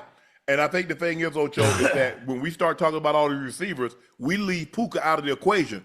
Puka Nacua is in the mix. Oh, yeah, he is. Now, I'm not saying I'm taking him over Jetta or Chase, but there ain't a whole lot of other receivers I'm taking in front of him because he's physical. Yeah. He does it. See, I like guys do nasty work, Ocho. Everybody want to catch the goal ball, Ocho. Everybody want to catch the post and catch the 9 route. But what about them? What about the guy that's going to catch that under? What about the guy that's going to catch that three step slant? What about the guy that's going to catch that bubble screen or that jailbreak? Mm-hmm. He do it that's all. Going to get tattooed. Yeah, he do it all now. Hey, that we can run the jet sweep with. Mm-hmm. Y'all better start giving Puka his credit. I know he's not conventional. He don't look like the guys that we think are the best. Right. Well, he in the conversation. But he done earned the stripes now. He came in as a rookie and did what he did, and he backed it up. And he's backing it up again. Yeah. And they're gonna have to back the truck up. Oh, yes. Ocho, the first game of the day, the Steelers beat the Minnesota Vikings over in Ireland by the score of 24-21. The Steelers defense put together its best showing of the season, collecting 6 sacks, 10 tackles for loss against Carson Wentz. With the third guard interception, T.J. Watt became one of 7 players with at least 100 sacks and 8 career interceptions. The other 6 are in the Hall of Fame. L.T., Richard Dent, Chris Dolman, rest his soul, Jason Taylors, Pep, Julius Peppers, and Ricky Jack. That's some very, very elite company that Mr. Watt finds himself in. Absolutely. Boy, you see Aaron Rodgers and goddamn DK today? I did. Oh, it's funny. DK, that goddamn that skinny post, and he threw that thing right off the ear. The backer. Yep. And that safety took a bad angle. Man, DK said, "Man, stop playing with me, man. I'm gonna catch you in the end zone, homie. Listen, they look really good today. It was a good game, but the Steelers look very good today. And I think there's only one quarterback that could have made the Steelers look the way they look today based on the throws that he threw today. And that was Aaron Rodgers. Boy, Aaron Rodgers was out there scrambling, huh? He took 18 of 22 for 200 yards and a touchdown and no interceptions.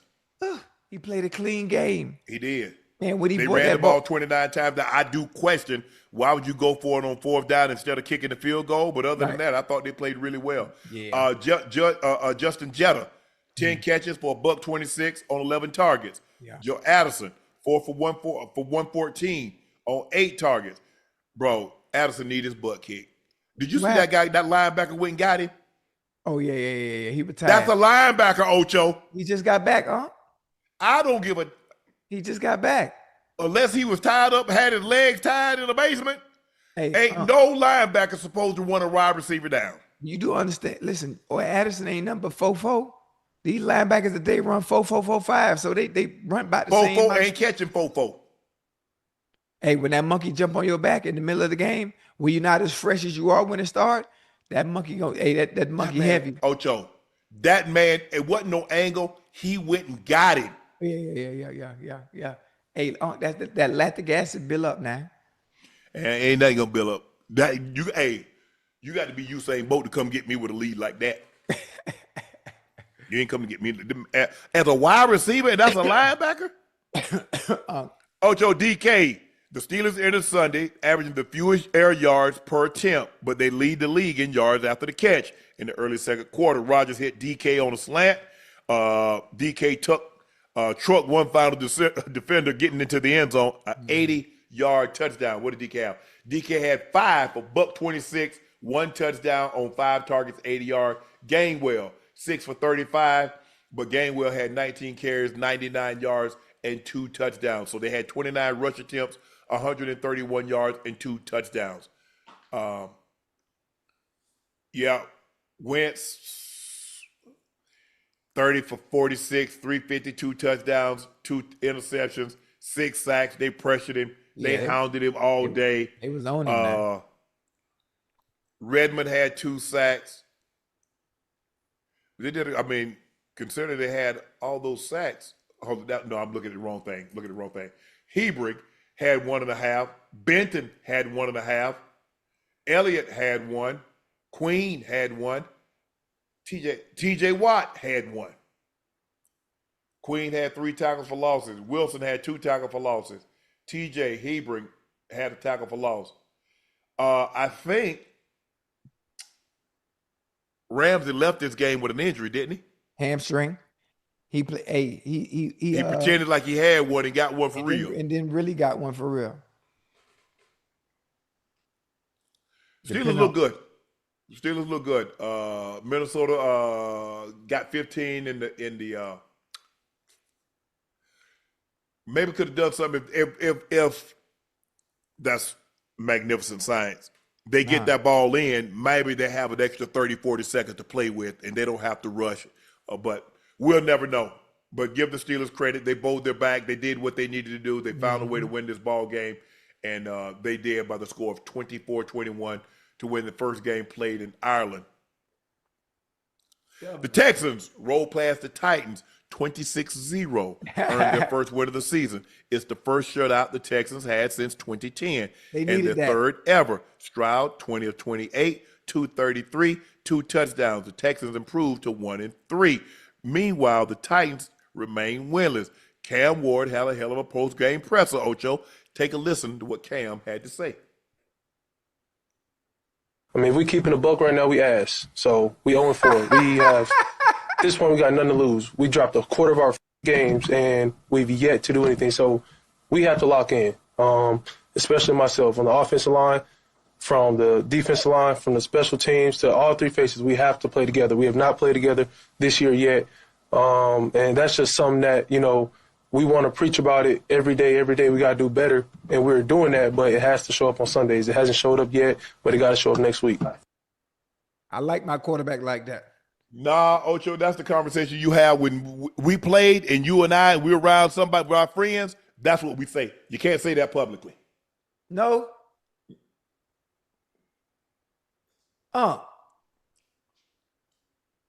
Ocho, he's the quarterback. He has a C on his chest. I knew he can't say that. Yeah, you're right. Okay, he can't say it. That's what you say when you around your boys and y'all somewhere. Man, we some slaw. We some slaw. Yeah, we stir fry. Hey, you don't. Hey, can I ask you a question? Yes.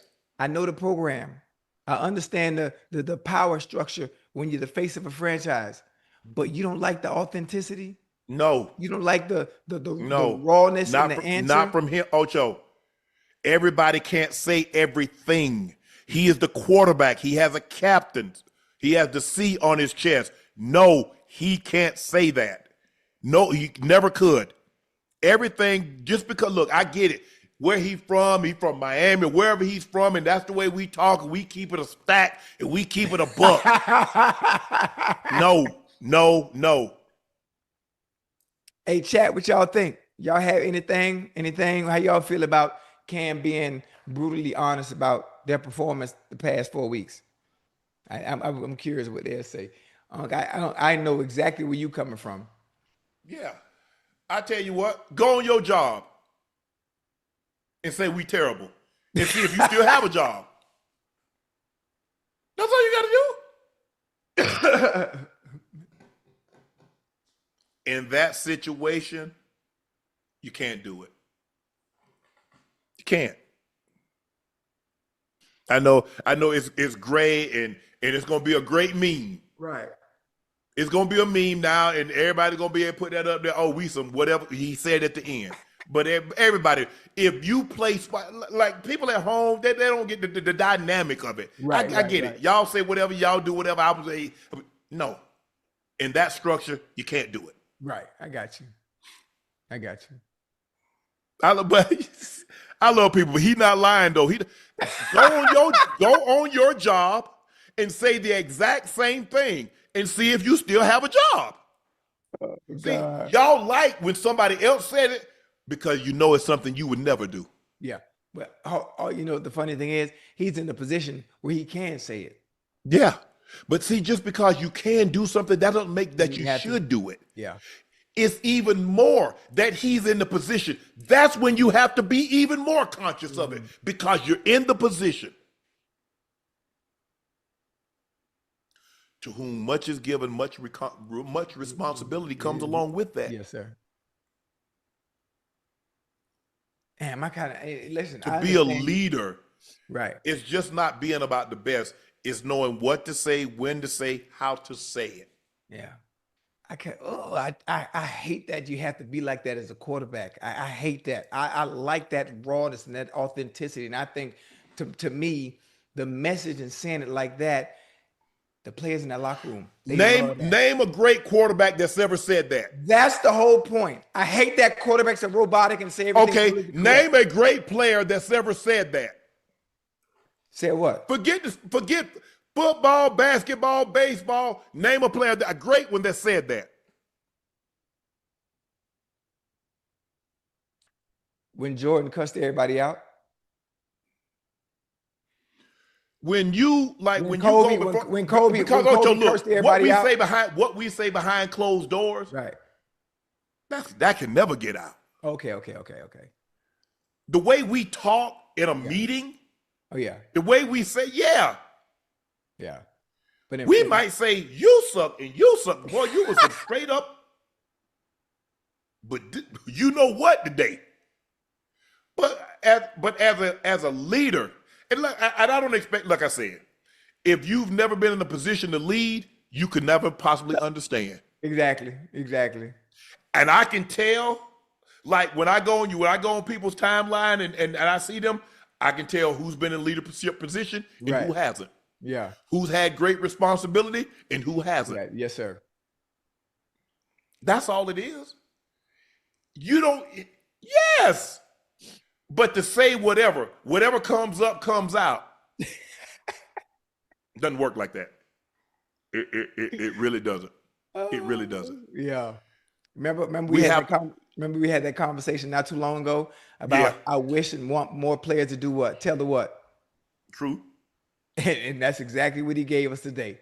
Something different beside the same. Hey, all I know, guess what? Angel Reese did that. What did he get her? Remember Angel Reese said the same thing about her teammates. What did he get, Ocho? Oh, got her suspended. She got suspended. Exactly. Yeah. She probably won't be with the Sky next year, huh? Can't do that. Yeah. People don't, like I said, if you've never been in a responsibility, if you've never been in a leadership position, or if you've never been a part of a team, like people, this is what I would say. Everybody always says what they would do when never been in a position to have that choice or have that chance. A lot of things that I say, I've been in positions. So I'm telling you what I would and wouldn't do because I've been there.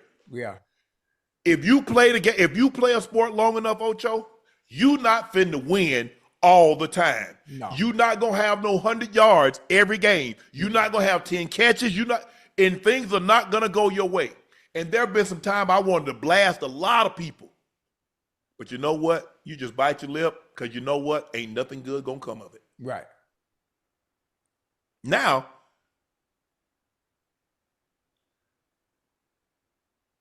ooh, damn. What I happened? had 10, he was 10 of 26 for 108 yards. He got sacked twice. So basically he had less than 100 yards back, and then rushing. They had 18 carries for 82 yards. Man, how long did they actually have the ball? You only got 43 plays. Less than 22 minutes. There you go.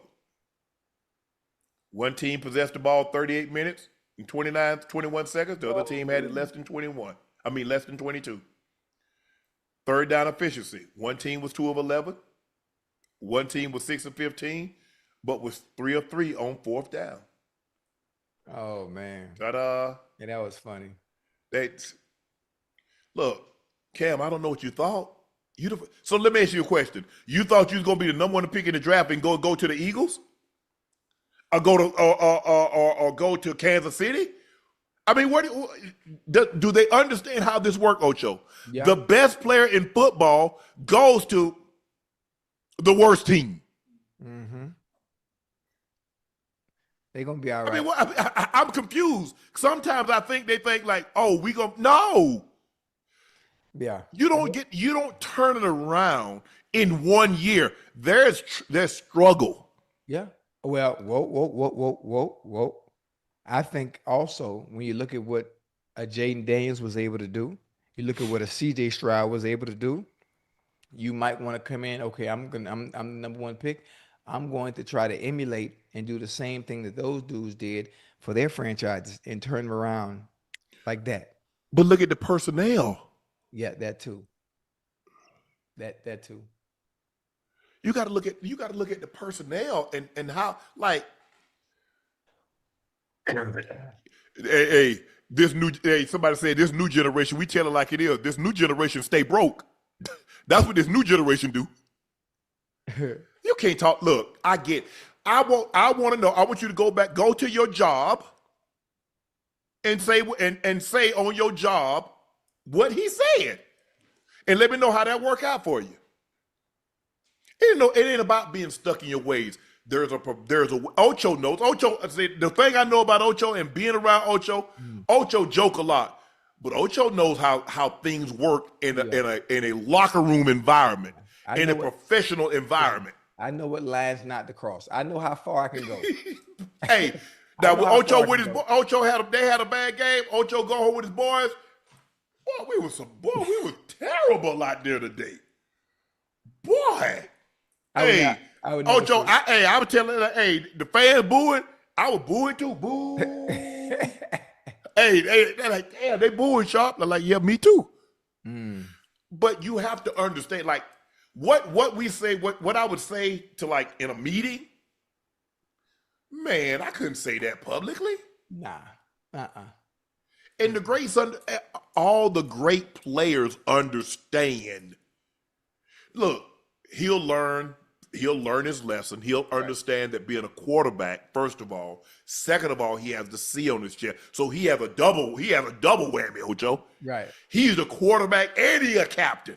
Mm-hmm. A lot of times when emotion is high, logic is low. And that's what happens. You know, he's had success and he comes into a situation and Ocho, you know how we think. We're gonna turn it around. Shit. Hey, I'm a winner. I've been a winner my whole life. Yeah. But hey, sometimes even your winning can't overcome what they already got up in there. Mm-mm. It's gonna take some time for you to flip that around. Yeah. Now, also, what did Jaden Daniels have? He had a change in leadership. He had a change in ownership. Yeah. He got Daniel Snyder up in there. Daniel Snyder still there. Jaden Daniels ain't winning like that. Right. top to You bottom. you can't overcome bad leadership. Right. So now they fixed that problem. They got players around him. Cam, just give us some time, bro. I understand. I know you thought you'd probably have a couple of wins by now. You're 0-4. Are they the only 0-4 team? Are they the only team that hadn't won a game yet? The Saints. I know you probably thought you'd win a couple of games by now. Just give us some time, bro. You're gonna have a long career. It's gonna be a lot of ups and downs. Everybody can have a damn Tom Brady career. Every year we're in the playoffs. Every year we win the division. And every other year we're in the damn Super Bowl. Yeah. Boy, if it was only that easy. And that's the problem. People think winning in professional sports is easy. That ish is hard. Yeah. It's just the fact that those that keep doing it consistently year in and year out, that's how good they actually are, where they make it look easy. Yes. And that's what the greats do. People think, like, man, damn, Mahomes has never not played in an AFC championship game. That man has been in the league. This is what, his 8th year? He's been to 5 Super Bowls, Ocho. No, that's crazy. What? That's crazy. And we talk this real life. This ain't no goddamn video game. Yes. It's real Some life. people play 10, 15 years and don't even sniff a Super Bowl. Whole career without getting there. This man wake up out of bed damn, we at the Super Bowl, honey. It just happens. Yeah. But look, I think Cam's going to be a phenomenal player. They need a little bit more talent. Yeah. They need to protect him a little better.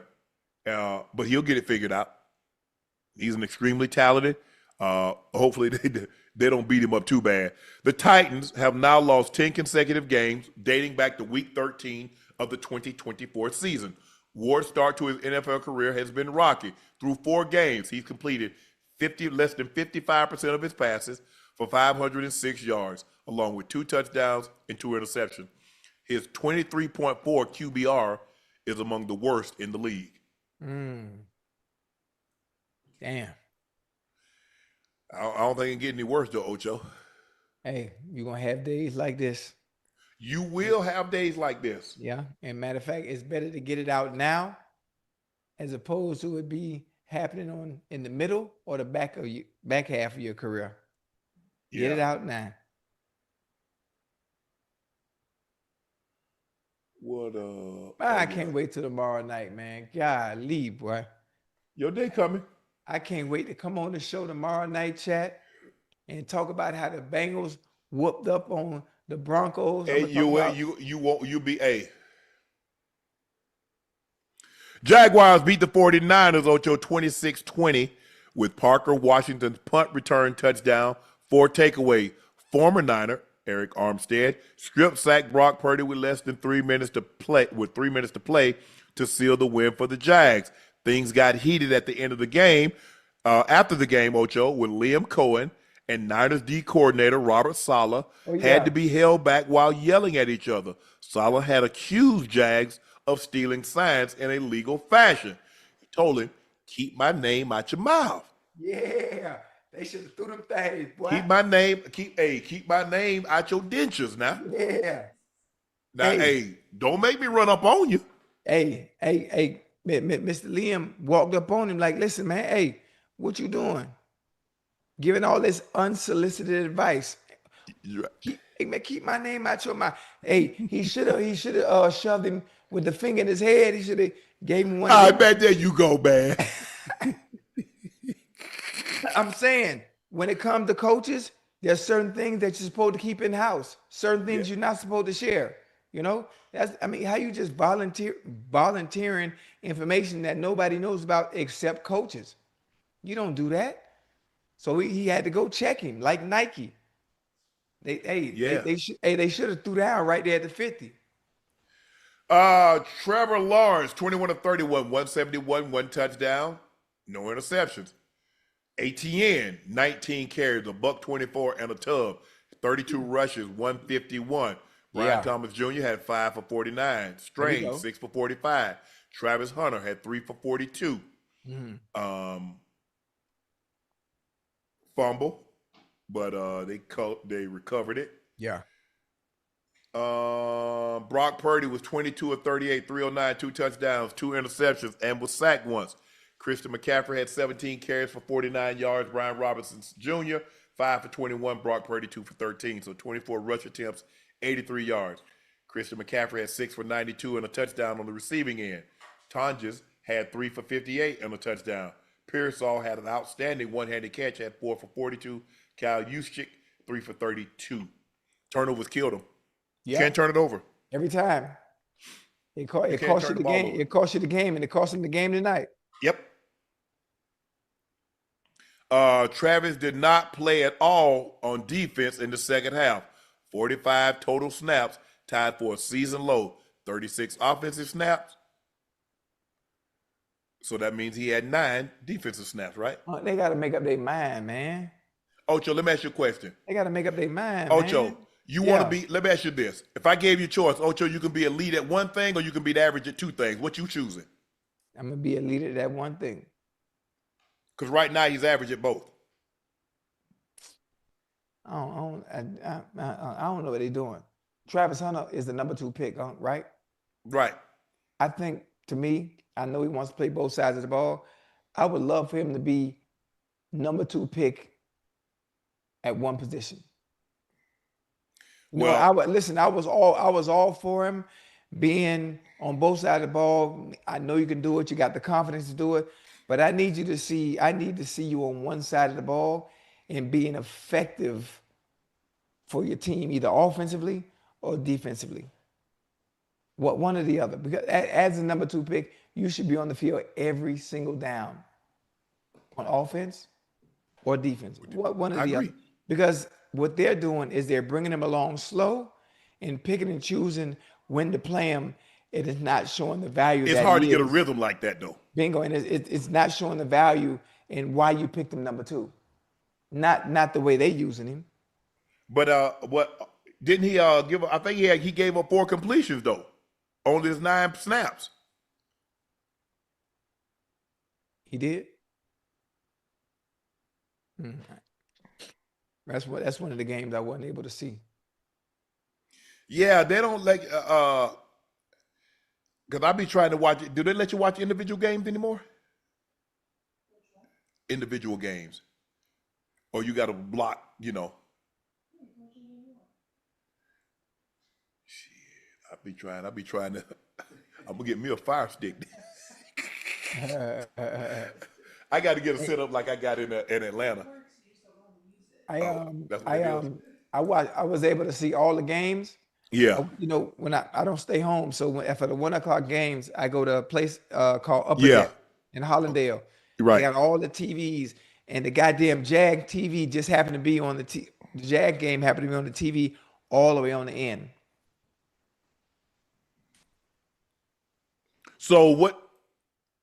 But see, the thing is, I can't. It's hard for me to focus. So Right. Like I need to get a setup. I need to get a setup like I got in Atlanta. Right. So I got all the individual TVs, Ocho. Right. So I could just put I put like 6 games on, knowing that and hopefully the games that I have on, they're exciting because those, you always have your games. You're going to talk about the Cowboys. Yeah. You're going to talk about the Eagles. There are certain teams that you're going to talk about. Now you try to have a couple of games that, it's interesting and they do something and we're able to talk about them. Yeah. The Jags got Travis Hunter. Jags ain't Travis Hunter. We're probably not talking about them. Let's be real. Because we keep hoping that we see a glimpse of what we saw at CU and what we saw at Jackson State. Right. A pick and a touchdown. They bringing him along so slow and hand feeding him more. And actually, he regressed as far as not playing defense this game. And I mean, I don't because Ocho is. Think about it, Ocho. I don't know what they're doing. You do, Ocho. You and I know this, man. You got to be sound in the NFL. Them guys are really, really good. Yeah. There are no slouches. Everybody, look. There are a lot of guys that Travis Hunter went against as a DB and went against as a wide receiver that's not in the NFL. Every guy that he goes against on Sunday is in the NFL. The real deal. Yeah. Everybody. Everybody he's going against was an all-state, was an all-conference, was a something. Got some awards, some level along the way. Yeah. Yeah. And listen, for me, what I don't like is I've been spoiled. I've been spoiled watching him at Colorado. Yes. I've been spoiled watching him make plays on both sides of the ball. Yes. He won the Heisman. He went Yes. number 2 in the draft. Yes. So now that I'm spoiled, I'm thinking, okay, he told teams he wants to make sure he's able to play both sides of the ball wherever he's drafted. The Jaguars agreed to it. So what you think I'm waiting to see? I'm waiting to see the exact same output plays that I saw in Colorado, even though I understand it doesn't work like that. Well, I think that you and others got spoiled, thought he was just gonna it was ready. It was ready. You know, some assembly is required. You know how you get toys, Ocho, when you was a kid, your mom, your grandma, your granddad, somebody had to put this stuff together. Some assembly will be required. Chad, honestly, did y'all thought they was gonna just throw this man out there and he was gonna do exactly what he did at Colorado? Y'all thought he was gonna do that in the NFL? I know y'all have watched the game too long to not think that, oh yeah, he gonna do exactly that right out the box. Really, Chad, honestly. I mean, be real. Y'all, Gen Z, y'all just told me. Y'all say what's on your mind. Tell me, y'all didn't think that. What you call it, Gen Z? Yeah, I mean, that's what they say. They say, we tell you. Did y'all really think that the first game, he was going to look exactly how he looked at Colorado? Did y'all think that? Really? I knew he wasn't going to be in there like that. But now we in week 4. I'm expecting more volume of reps on both sides of the ball. I'm waiting to see. Okay, let me ask you a question though. You expecting these volumes of reps? So you expect but do you want greatness or you want average? Because right now he's average at 2 positions. Well, hold on. The player he is not average, so he's good. His play, damn what he is. I'm talking about his play. So you tell me. So I tell you what. I'm gonna take the name off the back. Right. And you don't know anything else. Right. And I just say that number 12. What you tell me when you see him on offense, you see him on defense. Tell me what you're thinking. Of the small plays I've seen? Yes. He got something in him, and they ain't using him right. I'm telling you. That man he was a 9 snaps on defense. He gave up 4 catches. You think he got something in him? Well, shit, everybody. No, don't do that, Ocho. No, don't do that. I'm just hold on. Wait, hold on. Time out. Everybody gonna catch balls. What you saying? Whoa. No. What are you saying? No, hold on. Wait a minute. He's the number 2 pick in the draft. Right. I asked you. I said, do you want to be average or you do want to be elite? Oh, you said elite. Yeah. Remember, I'm on your side though. Remember, I said I know, but what I'm saying is, Ocho, is that people expected that he was going to get dropped into the NFL and he was just going to pick right up where he left off. No. You and I both, they get mad at us because we say that's not going to happen. Well, how do you know? Because I played in the NFL. Now, how do you know it's going to happen? I played in the NFL. Right. You didn't. Right. So I know a lot of guys, because here's the thing, Ocho, is that what you think those guys thinking? They gonna dig in even harder. Bro, I'm not finna let you beat me. I'm not gonna let you D me up. Guys really be on their back.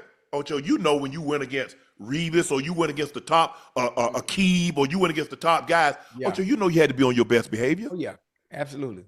That's how they approach him. That's how they're approaching him. So now he just like it's in his mind. I want to do something nobody's ever done. Nobody's really and Chuck McNarick was the last guy to be a full-time 2-way player. That was in the 60s. He was a center and a middle linebacker. They called him Concrete Charlie. Chuck McNarick.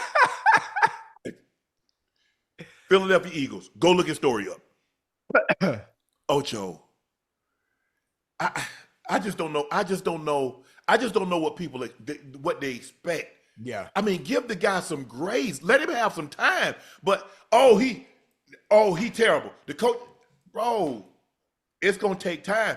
And then it's like, well, Time said, well, he didn't practice on Tuesday. Time, you know they ain't letting no rookie come in and not gonna practice. Come on, Time.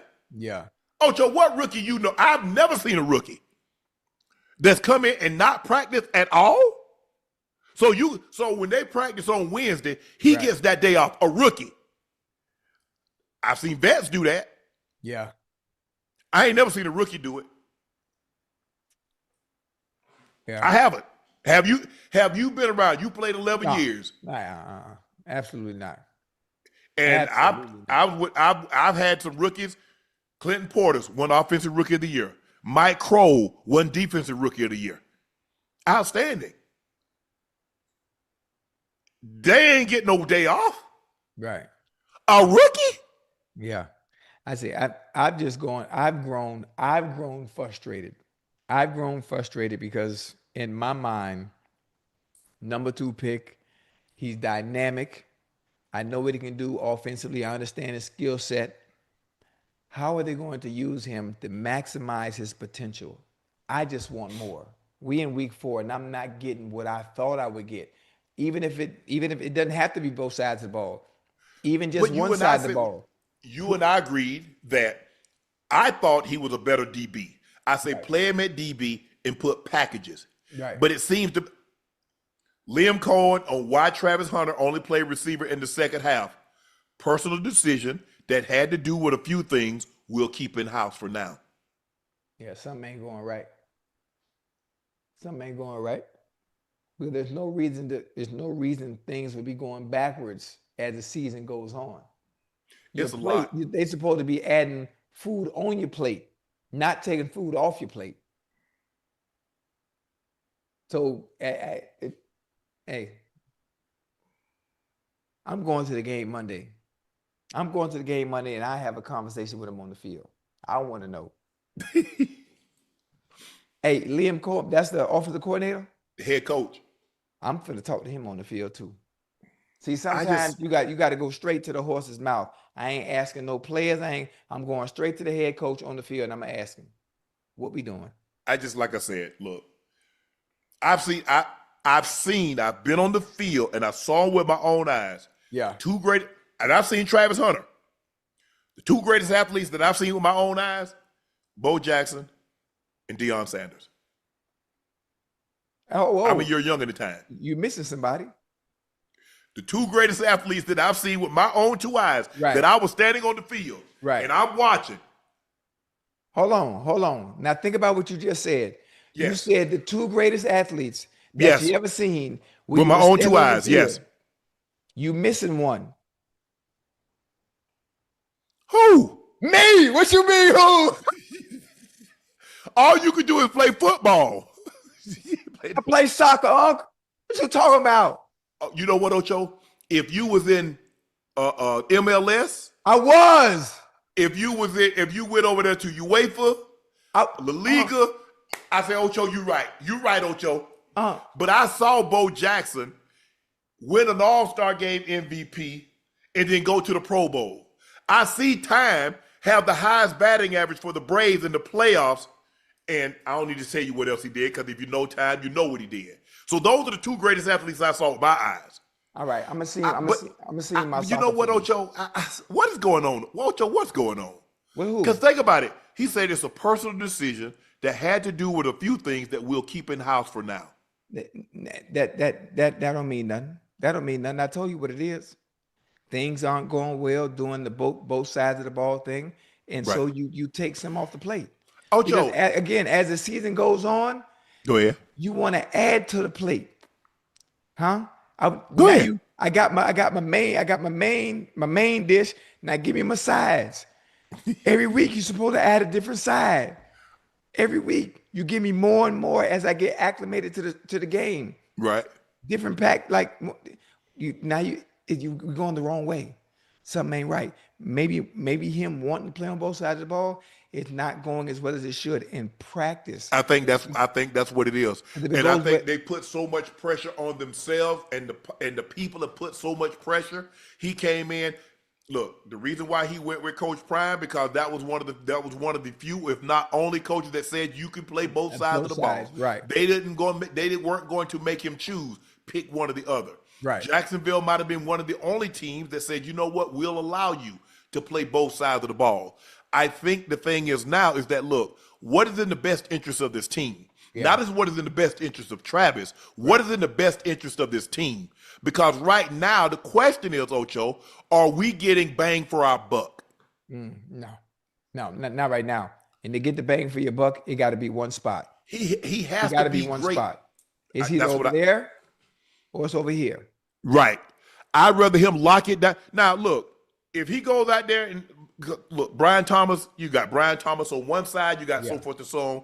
Look, I don't know, because I'm trying to watch this. I'm trying to watch them, but I'm also trying to watch Kansas City, play at the same time. And I'm looking at him, and then I'm like, well, damn, he ain't in there. So now when he's not in there playing defense, I turn. By the time I turn back, they done got the ball in their back. I'm like, well, later for this, I say I ain't watching this game no more.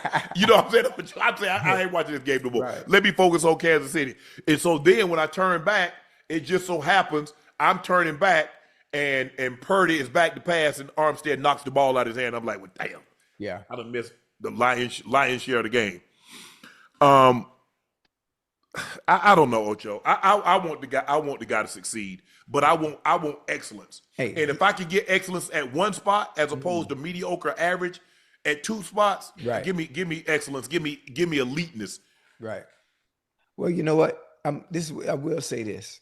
What you say? Despite what we may think, despite what we may want, despite what we may that him not getting in week 4, I'm expecting him to be getting more plays on both sides of the ball. The fact that the coach says it was a personal decision, I know things aren't looking right in practice, which is why you're not being done in the game. That's the way everything goes. If it looks right in practice, then you do it in the game on Sundays. I want them to give him more time on one side of the ball. Let's listen. Either gonna play receiver. I don't think it's the Jags. I think it's the fans. I don't think it's the Jags. I think the Jags wanted to bring him along slow, Ocho. Oh yeah. I mean, we bring him along slow. What, on defense? Because you should be playing every rep on offense. Every rep. But see, that's not the thing. Time says he could play both. He wants to play both. The fans want him to play both. So now it puts Jacksonville in a tough situation. Jacksonville needs to do what's in the best interest for the Jags. And that's what they're going to do. And so I said, look, yes, we're going to give you that ability, but right now we want you to focus on one, be great at one, and then as we move forward. But they're trying to balance it out. Okay, we're going to give you 30 plays here, 30 plays there. We'll give you 35 and 35. But hell, he ran more plays than that in college. Yes. But he ain't going up against the same level of player as he went up in college. Right. I like it. He gonna be all right though. I'm going to that game Monday though. That's a 10-minute flight. I don't know. I want him to be great. Whether it's a wide receiver, a cornerback, and then as time goes, maybe year 2, year 3, he's able to do both of them. He can be great at, because if you can't be great at both, what are we doing, Ocho? Yeah, you got to. Ocho? What are we doing? Yeah. But listen, you got to let him live out his dream. You got to let him see if he can do it. He believes he can do it. He's gonna put in the work to try and do it, even though it's never been done before, consistently.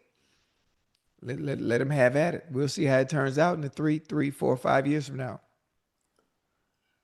But in the process of that, do we suffer as a team? No, they're gonna be all right. They 3-1. They 3-1. So they doing something right. Yeah, I thought they look. If you told me, I would not have taken them to win today. Not today. I wouldn't have. I wouldn't have picked them to win today. Yeah. But it just goes. Hey, look, that division might be. Look, Indy looked good. Indy should have won that game today. Yeah. They gave that game away. Mistakes. Yes. Mistakes. They gave that game away. I want him to I want him to be great. And if it's at one or the other, but I don't want him to be average, and I don't want him to be mediocre in 2 spots. Right. Be great. Be a great corner. Be a great receiver. I just, man, Yeah. because he is talented, Ocho. Very. But I think I'm gonna get graded one, and then come on there, let me dabble with the other. I give you a prime example. Shohei. They let Shohei, he said, I want to do pit. They said, okay. But when he just focuses on one, what does he look like? Great. He a monster. Hold on. Hey, honestly, when he focused on both, he's still a monster. Because Ocho, I didn't see him pitch and then go slug home runs too. Same game. You see what he did last year? 50-50? Yeah. This year, he pitched a little bit. Well, he didn't pitch till late. But you see, they sprinkled it in. Yeah. We'll let you pitch 14 games. We're not going to give you the full docket. Yeah. Then we're going to shut you down. Get that bat. Now, he done set the Dodgers record. Most home runs in the season. Yeah, how many hit this year you think? I think he hit 55 or 56. Golly. Well, he already had the record. He broke his record. It was his record. Because remember, he had 50, I think, 55 homers last year. I think he had about 60 stolen bases, but he's a 50-50 guy. He's going to win another MVP. I think he and Aaron Judge are the two best hitters in baseball. You know I hit 40 home runs in high school, huh? Playing wiffle ball? Nah, what you talking about? At Beach High. Look at my form, huh? Look at my form. Nah. The Falcons beat the Commanders 34-27. The Falcons went from the worst loss in franchise history to seeing a decade of an impressive win over a 2024 playoff team. Raheem Morris said wins was the team's apology to its fans. Bijan Robinson had a career-high 181 scrimmage yards. Michael Penix Jr. bounced back in a big way. A career-high, Ocho. He was 20 of 26, 313 yards, 2 touchdowns through 1 interception, but we'll forgive that considering that how well he played. Yeah. Man, Bijan Robinson's so smooth, man. Damn, he's smooth. Hey, he's nice. Hey, he's so electric. He's so exciting. One of those players that you hold your breath when he get the ball because ain't no telling what's gonna happen. You don't know which way he going. You don't know who ankles he finna break. He's gonna do somebody. He's gonna shake somebody's ass up. Hey, he's really good. The first man is not bringing him down. The first man is not making that tackle. Hey, Ocho, you see what they trying to do now, man? They trying to get B Wags in coverage. Oh no, you can't do that. That's a mismatch. Yeah, that's not his strength. Now it used to not be a mismatch. Yeah, that's how B Wags he could come downhill and thump, but he could also cover. Michael Penix Jr. was 20 of 26, 313, 2 touchdowns. Bijan Robinson 17 for 75, 1 touchdown. Algier 16 for 51, 1 touchdown. 37 rushes, 128 yards. Drake London 8 catches, $110, 1 touchdown. Bijan Robinson 4 for 106, no touchdowns. Kyle Pitts Sr. 5 for 70 and a touchdown. So they had it going. They ran the ball extremely well. Yeah. They threw the ball incredibly well. Mariota did not play that bad, Ocho, but they fell behind. They ended up falling behind. Debo had 6 for 72 receiving and a touchdown. Luke McCaffrey had 2 for 21 and a touchdown. Zach Ertz had 2. Mariota was 16 of 27, 156, 2 touchdowns. Let me see what the team stats. Damn, because it don't look like they had a whole lot of plays.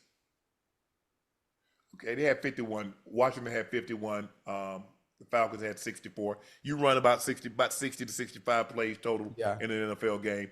But they had 435 total yards. There was one team, Washington. This is why Washington lost. They're 1 of 8 on third down. The other team was 6 of 12. Yeah, that'll do it every time. Time of possession was almost 10 minutes in favor of the Falcons. They needed this game after they stuck it up last week. Yeah, they needed. And I love the way Penix bounced back, Ocho. But that city would have been on fire. They lost 2 in a row like that. Well, I guess now people say, well, now I see why they fired. Ike Hilliard. Man, they're going to win this game whether they fired Ike or not. Stop it. Oh, that wasn't nothing but a scape. That wasn't nothing but a scapegoat, man. Ocho, I thought you said Cleveland going to make this game close. What it ended, what, 27-10? 34-10. Goff threw 2 touchdown passes to Amon-Ra St. Brown. The Lions beat the Browns 34-10 for its 3rd straight win. The Lions ended Joe Flacco twice in the first half, scored 20 straight points for a 13-point lead at half. St. Brown has 3 touchdown catches in his last 3 games. He has 6 receiving touchdowns this season, the second most in the first 4 games of a season in franchise history, trailing only Megatron Calvin Johnson, who had 8 in 2011.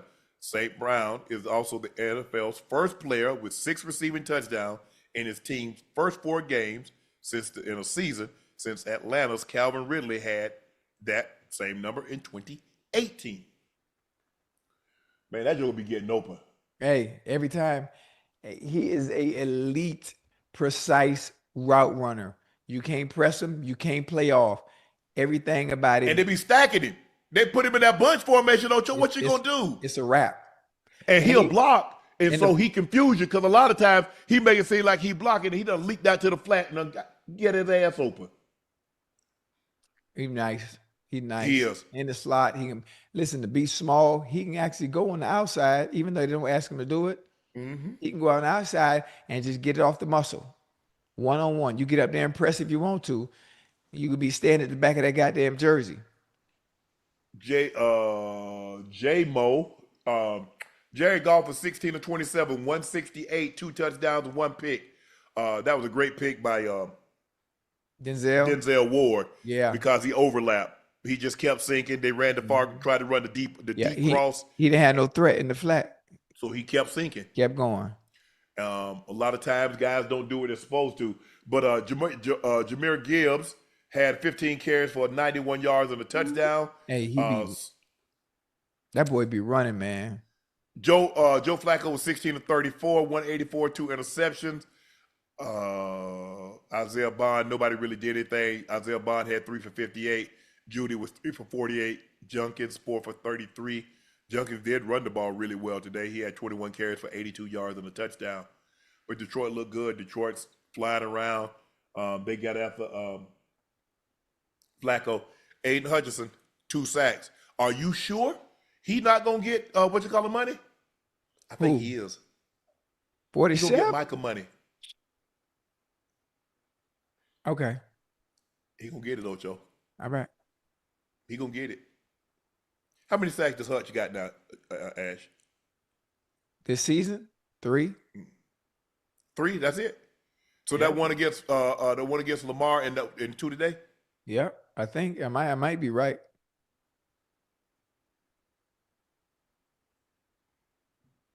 How much longer did the Browns stay with Flacco? Wow. But that's a good one. Is Stefanski on the hot seat like the ball was? Yeah. Because that comes into play. If his job is secure, shoot, they might let Flacco ride this thing out unless it just gets horrible.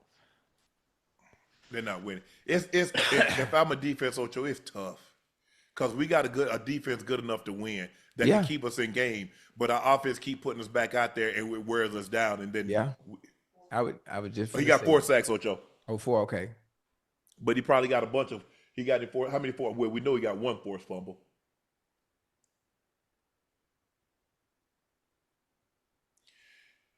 That's what's backbreaking because as a defense, we know we're good enough. Right. But right now, our offense can't help us. And he got 2 forced fumbles, Ocho. He gonna get it. He'll get it.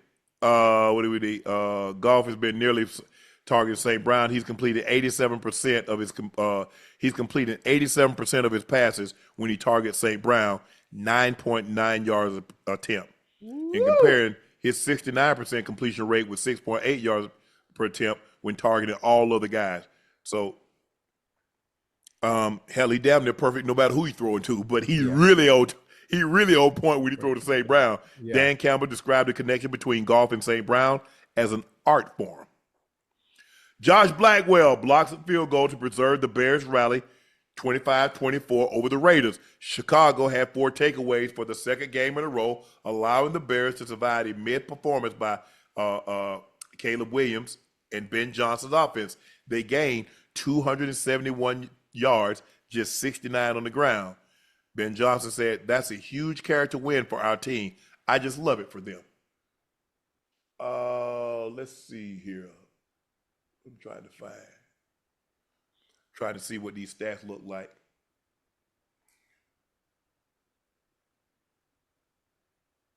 Nights like this, I wish that raindrops would fall.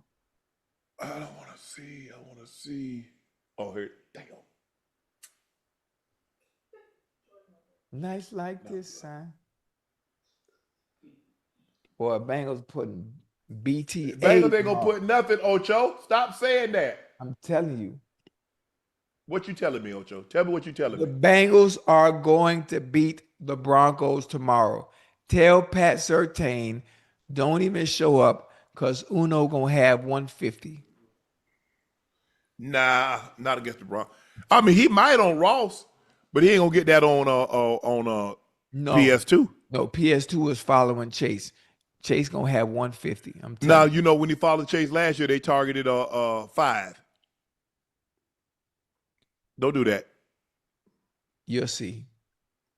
I have spoken. You trying to speak it, ain't no power in your tongue. The Bears spoiled a breakout performance by Aston Genty, who rushed for 138 yards on 21 carries and became the first rookie, Ocho, with 3 touchdowns in a game since Bo Jackson in 1987 against Seattle. Genty rushed for a touchdown and caught 2 scoring passes. Genty was balling today. He was balling, and I like, you know what I like that he did? What? He went back to his stance too. Well, he wanted to stay in the stance. It was them that changed it. Yeah, but he was in it today. On that touchdown, he's standing straight up. Yeah, Ocho, Gino, you got to be better, bro. What happened? I missed that part. 3 interceptions. That's what happened. Oh. That's what happened. You got to be better, Ocho. This team is not good enough to overcome those kind of mistakes. Yeah, or play from behind. No.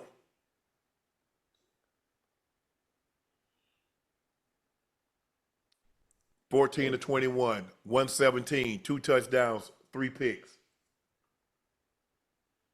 They had 4 turnovers, 3 picks and a Genty fumble. They're not that good to overcome that. Congrats to the Patriots for beating the Panthers. Drake May had an unbelievable game. For a second, Drake May. Carolina went right down the field and scored. Don't you? I was like, okay, they're gonna. It's gonna be one of them games back to back. Yeah, I thought so. They scored, and that was about it for them. Drake May was 14 of 17, 203, 2 touchdowns. Stephon Diggs had his best game as a Pat, 6 for 101. Okay, Diggs, get them boys that business, boy. Bryce Young was 18 of 30, 150, 1 touchdown. He was relieved. Andy Dalton was 5 of 6 for 58 yards and a touchdown. But nothing to write home about. And the Bills, they kept the Saints winless. Hey. Now it's time for our final segment of the evening. It's time for Q&A. Let's go. Who they think they gonna beat them Bengals? Who they think? Lon 7115 said, "Who's the best quarterback y'all seen, past or present, against all-out blitzes?" And Unc Shea by Laportier will be coming to my local ABC store in Alabama. Man, people were afraid to blitz. It was hard to blitz Peyton and Brady. Because they knew you were coming. Yeah, and know exactly where the open person was. So I would probably, and for guys that can't run, see a mobile quarterback, I want to blitz him because, Ocho, I want him to make a decision right now. Right. I don't want him to have time to think. So I'm gonna speed it, but I'm gonna speed his ass up. I'm gonna make you make a snap decision. Right. Those other guys, Brady and Manning, they know you coming.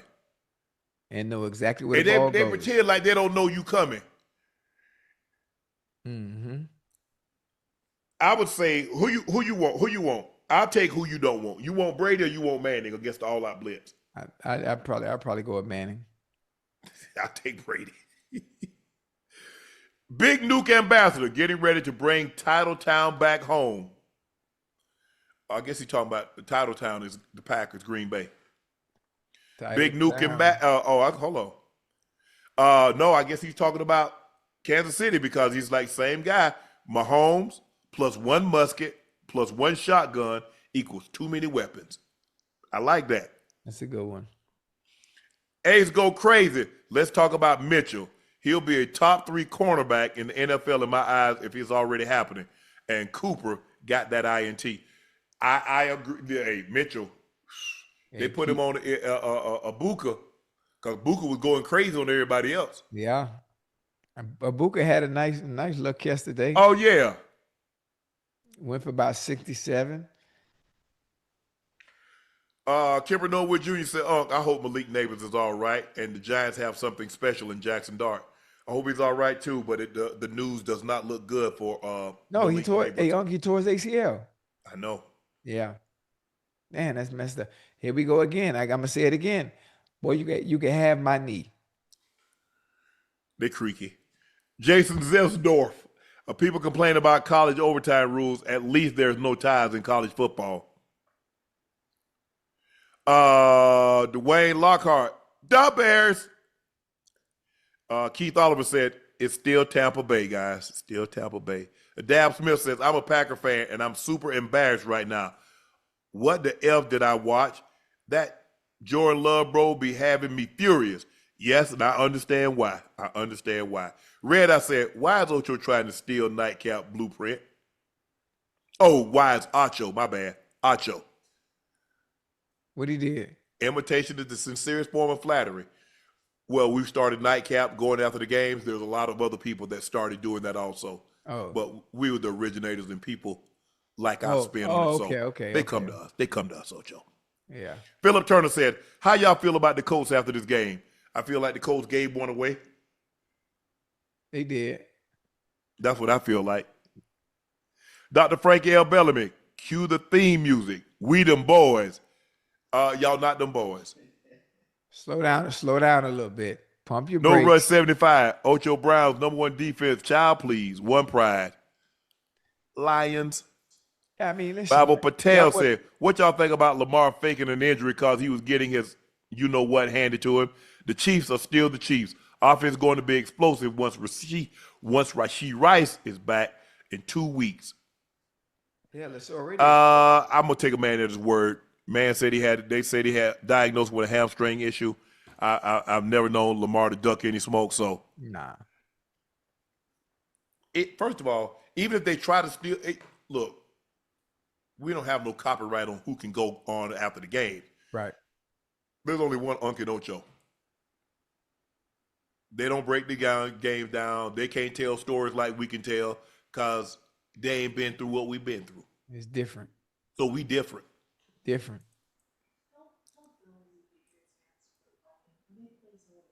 Yeah. Hey, Bills fans, really? Y'all want us to spend 10 minutes on talking about y'all beat the Saints. Patriots fans, really? Carolina? Y'all happy about that? Now, y'all just got the door blown on you last week. Y'all remember? Last week? Y'all wasn't crying then. Y'all didn't say, hey, man, talk about us.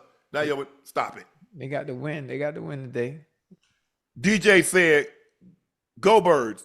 He means the Eagles. Chris said, you play the game. You play to win the game.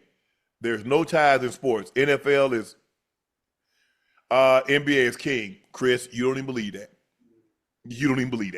NBA is king. NBA is king what? No, he said it's king. He said the NFL is trash because they have ties. Man, please.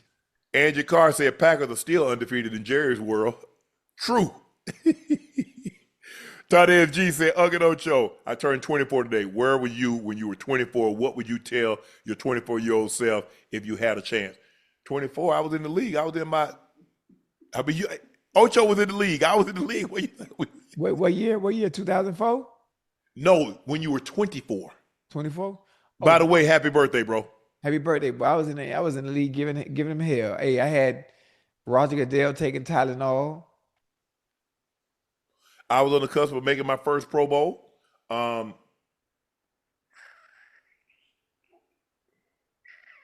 what I would tell myself. Oh, them some good days. You're better than you think. Don't beat yourself up.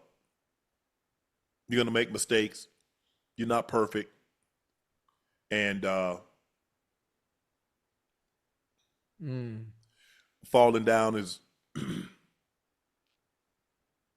easy. The hard part is getting up. Getting up. And when you get up, stand up, brush yourself off, go at it again. Tyron said, is it time for the Browns to go to Dillon or Shedeur Sanders? Not happening. I think we're a couple of weeks away from that. Yeah. I do. Unless the fancy job is on the line, he is not making a switch this early. The ball made that switch for a reason. Absolutely. Bria Carter said, Unc and Ocho, today is my 30th birthday. Happy birthday, Bria. Can I get a happy birthday? Also, are you guys going to bring back trivia or Ochocinco? Yes, we absolutely are going to bring back Ochocinco and Dunk on Unc. Yes. We need to find somebody else because the person that's picking the questions now is trash. I just want to know the person that's picking these trivia questions, these words, is ass. Wait, could you take? See what happened when you don't know the answers? Oh, I wasn't supposed to say that. My bad. Hey, my bad. I'm supposed to keep that in the house. That's why it's called trivia. Man, but Ash, look, I'm gonna do the words for you, Ocho. I'm gonna do the words for you. Nah, cause the words you give me, not even in the thesaurus. Officially, I said overtime rules need to have an established winner. Nah, they're not finna keep playing like that. The games are too brutal. Games are too, bro. Y'all don't see. It's easy for people to say this that's never played in an NFL game, Ocho. Easy, keep playing.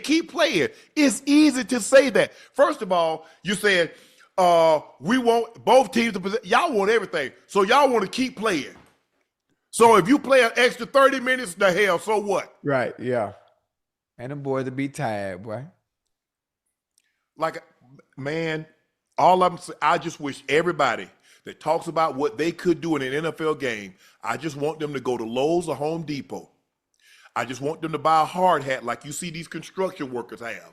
And I want you to get into line up about 10 yards from your garage. I want you to get on a windbreaker. Not you don't have to get a heavy jacket, but a light jacket. And I want you to run into your garage as hard as you can 60 times. Man. And I want you to do it 60 times. Now, I'm going to say, you know what? We're going into overtime. And then I want you to do it another 10 times. And then tell me if you think, you know what, they should continue to play. No, sir.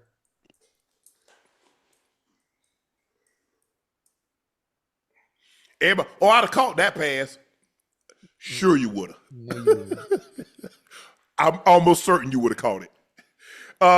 Joe X Black said, Unc and Ocho, I'm confused. As a Cowboy fan, can I say foot or ball tonight? Nope, because you didn't win. Nope, at all. Shoelaces, because you're tied. Hey, boy, them Ravens, boy, I don't know. Cam Wood says, how does the clock not run out? Vegas. Oh, he's talking about that Green Bay with 1 second on the clock. Yeah. Avenue Central said Ocho tries raccoon if the Bengals lose tomorrow. I like that. I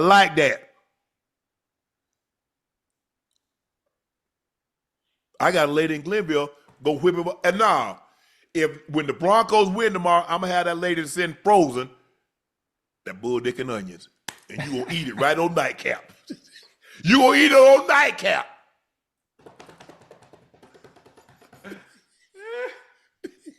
Hell no. Spiritual War exposed. Lamar saved Harbaugh's job for 8 years. 8 years ago, John gets outclassed by every elite coach. Year 8, Lamar still has zero protection. Can't blame Lamar at all. Oh, it's hard to say you can't blame him at all because he did throw an interception. He did fumble the ball. Look, at some point in time, maybe not in the cards. Maybe it's he's gonna have to play a couple of more years, maybe 2, 3, 4 more years. But look, Lamar Jackson is gonna want Josh Allen type money. Zay Flowers is gonna want big receiver type money. Yeah. That's where we are. You're gonna have to make some decisions. You got a $20+ million linebacker. You got a $20 million safety. You got a $19 million corner. You already got a 40-something million quarterback. You got a $15 million running back. You're about to have a 26, 27, $30 million wide receiver. Woo. At some point in time,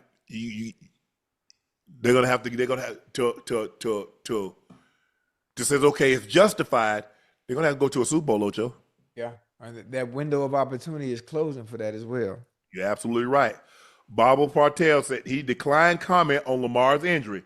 Wasn't in the tent, and that weak ass wrap on his head on his hamstring. He was just worried about protecting his passer rating because Spag was running circles around him. Look, I don't know anything about that, man. The man said he had a hamstring injury. That's what they said. I'm gonna go with that until we'll see if he's out there next week. If he missed some time, we'll see how it is. Horace Tidwell said, "Can you shout out my 9 and under Pop Warner team, Buffalo Stampeders from Village, Florida? We're 5-0, getting ready for the playoffs, averaging 38 points a game. Hey. Gave up 0 TDs. Damn. Buffalo Stampeders in Villages, Florida. Let's go. Congratulations to the 9 and under team. Good luck in the playoffs this year. Bring the championship home. A's go crazy. We going undefeated this year. Go Birds. No one can outfight us." Oh, Man, undefeated. But I don't know about all that now. that's a very difficult. Christopher E. Evans Jr. said, "At some point, Ravens have to figure out a better way to attack Spag's defense. I don't understand why they didn't learn more the quick game than they did their first drive, the screen pass to Justice Hill touchdown."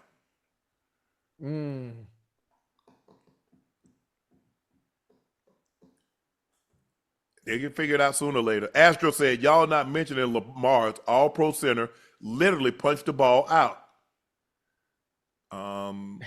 I think Lamar ran into the back of him, didn't he? Yeah. It was It's a fumble. Look, if the center don't have the ball, they're not going to blame the center. I'm sorry. Right. Shelly Reagans said, "Ocho, can somebody please get this man some tea?"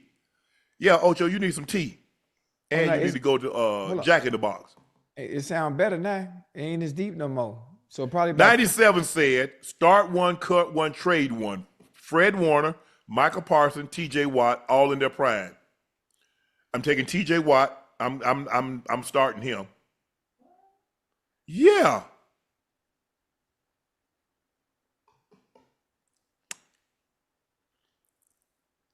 Who's last? I ain't getting rid of TJ. He's been Defensive Player of the Year. He's always in Defensive Player of the Year consideration. Right. So TJ Matter could have had a. So now it's be trade and cut. I got to keep that heat-seeking missile, man. I'll trade Fred. Whoa. I'm sorry, Micah. I got a pass rusher. Wait. I need a middle backer. Oh, okay. I see what you're doing. I see what you're saying. Okay. Sajay said 17 said, "What's y'all prediction on the Jags Chiefs? Jags defense created 13 turnovers already." I'm taking Chiefs.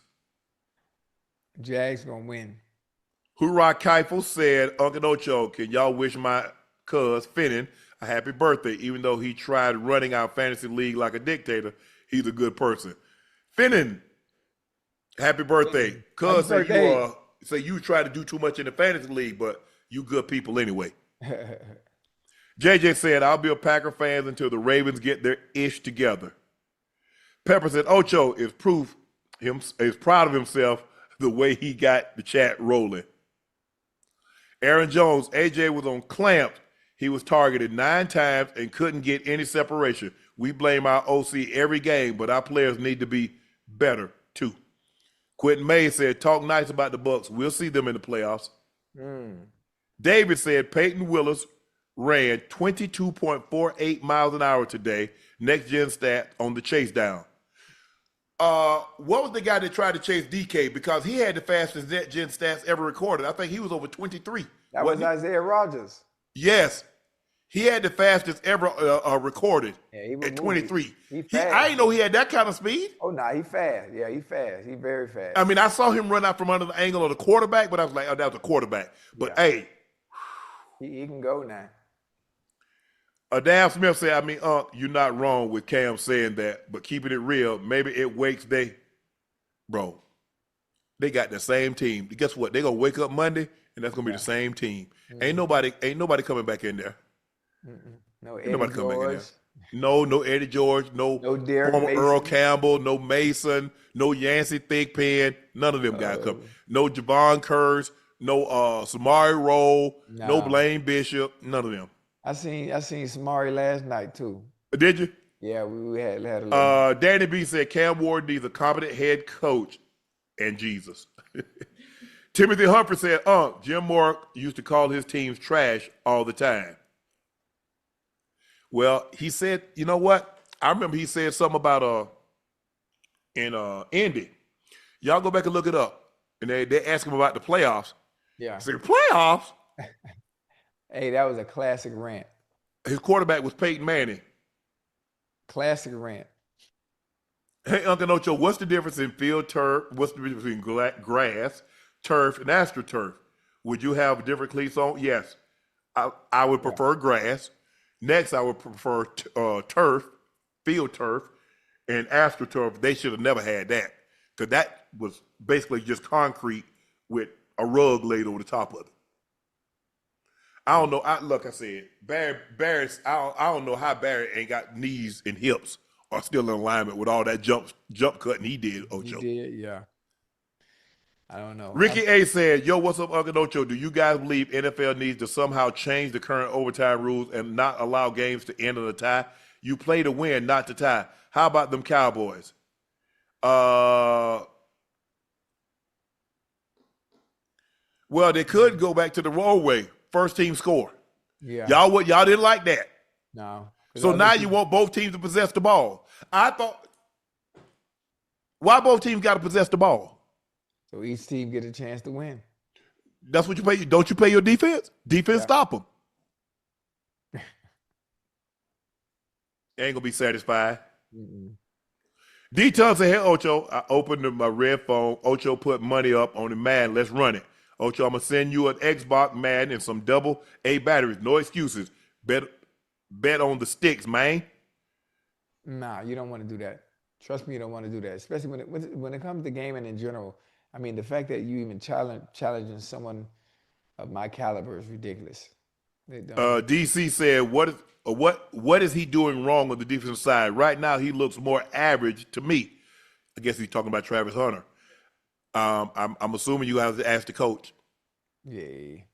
Babel Patel said, how do y'all feel about Sirianni trash-talking Baker? In my opinion, he should shut up and worry about how he gets his receivers the ball. No other head coach be trash-talking on the sideline. That's his thing. He's adopted the Philly way. Yep. Robert, the thing is, Travis missed anything thrown to him. He used 40-inch vertical today and almost caught both. Came down awkwardly on that one. It's going to take some time. I just think there's the expectations that you guys thought he was going to just be Travis, Heisman Trophy Travis, his first year in the NFL. And people that know the game, that played the game, that studied the game, knew that wasn't going to happen. Ed Sean, tight end, said, are Ravens players starting to quit on Harbaugh? We're getting pushed around. Is Harbs the problem? Feel like playoffs last 2 weeks. No. No. Dolphins versus the Jets tomorrow night. Can we all feel the electricity in the air? No, but I'm taking the Jets. Who you got, Ocho? What you mean who I got? What you mean who I got? You know who I got. Huh? Fins up. And you know who's going to win. Fins up. Dolphins down. Both my teams winning tomorrow. Ain't happening. Somebody say just kick the ball until just kick the ball so just have a field goal competition. Well, Dallas going to win because Dallas guy can make it from 70. Thank you guys for joining us for another episode of Nightcap as we watched a very entertaining game. If you loved offense, Sunday night game was all for you. The Dallas Cowboys and the Green Bay Packers play to the most points ever scored in a tied ball game. It went to overtime, but the score ended 40-40. Please make sure you subscribe. Please make sure you hit that like button and go subscribe to the Nightcap podcast feed wherever you get your podcast from. I'd like to thank each and every one of you for your support and your continued support because thanks to you, Nightcap has become the success that it's become. Make sure you check out my Shea by Laportier. If you can't find it in a city or state near you, order it online. We'll ship it directly to your door. The best tasting premium VSOP cognac on the market. And yeah, there's the Shea, the commemorative edition with my brother and I being inducted into the Pro Football Hall of Fame and becoming the first brothers inducted into the Pro Football Hall of Fame. Make sure you check out my Shay Media page on all of its platforms and my clothing company, 84 with 84 being spelled out. That link is pinned into the chat. Cowboys and Packers tie. 40-40. Both teams must possess the football after 10 minutes. The Packers kick a field goal with no time on the clock as they tie the ball game 40-40. Very entertaining game, very offensive heavy game. Oh, yeah. That completes Nightcap for tonight. We'll see you after the Broncos beat the Bengals tomorrow. Thank you, guys. I'm Unc. He's Ocho. Out. Who they?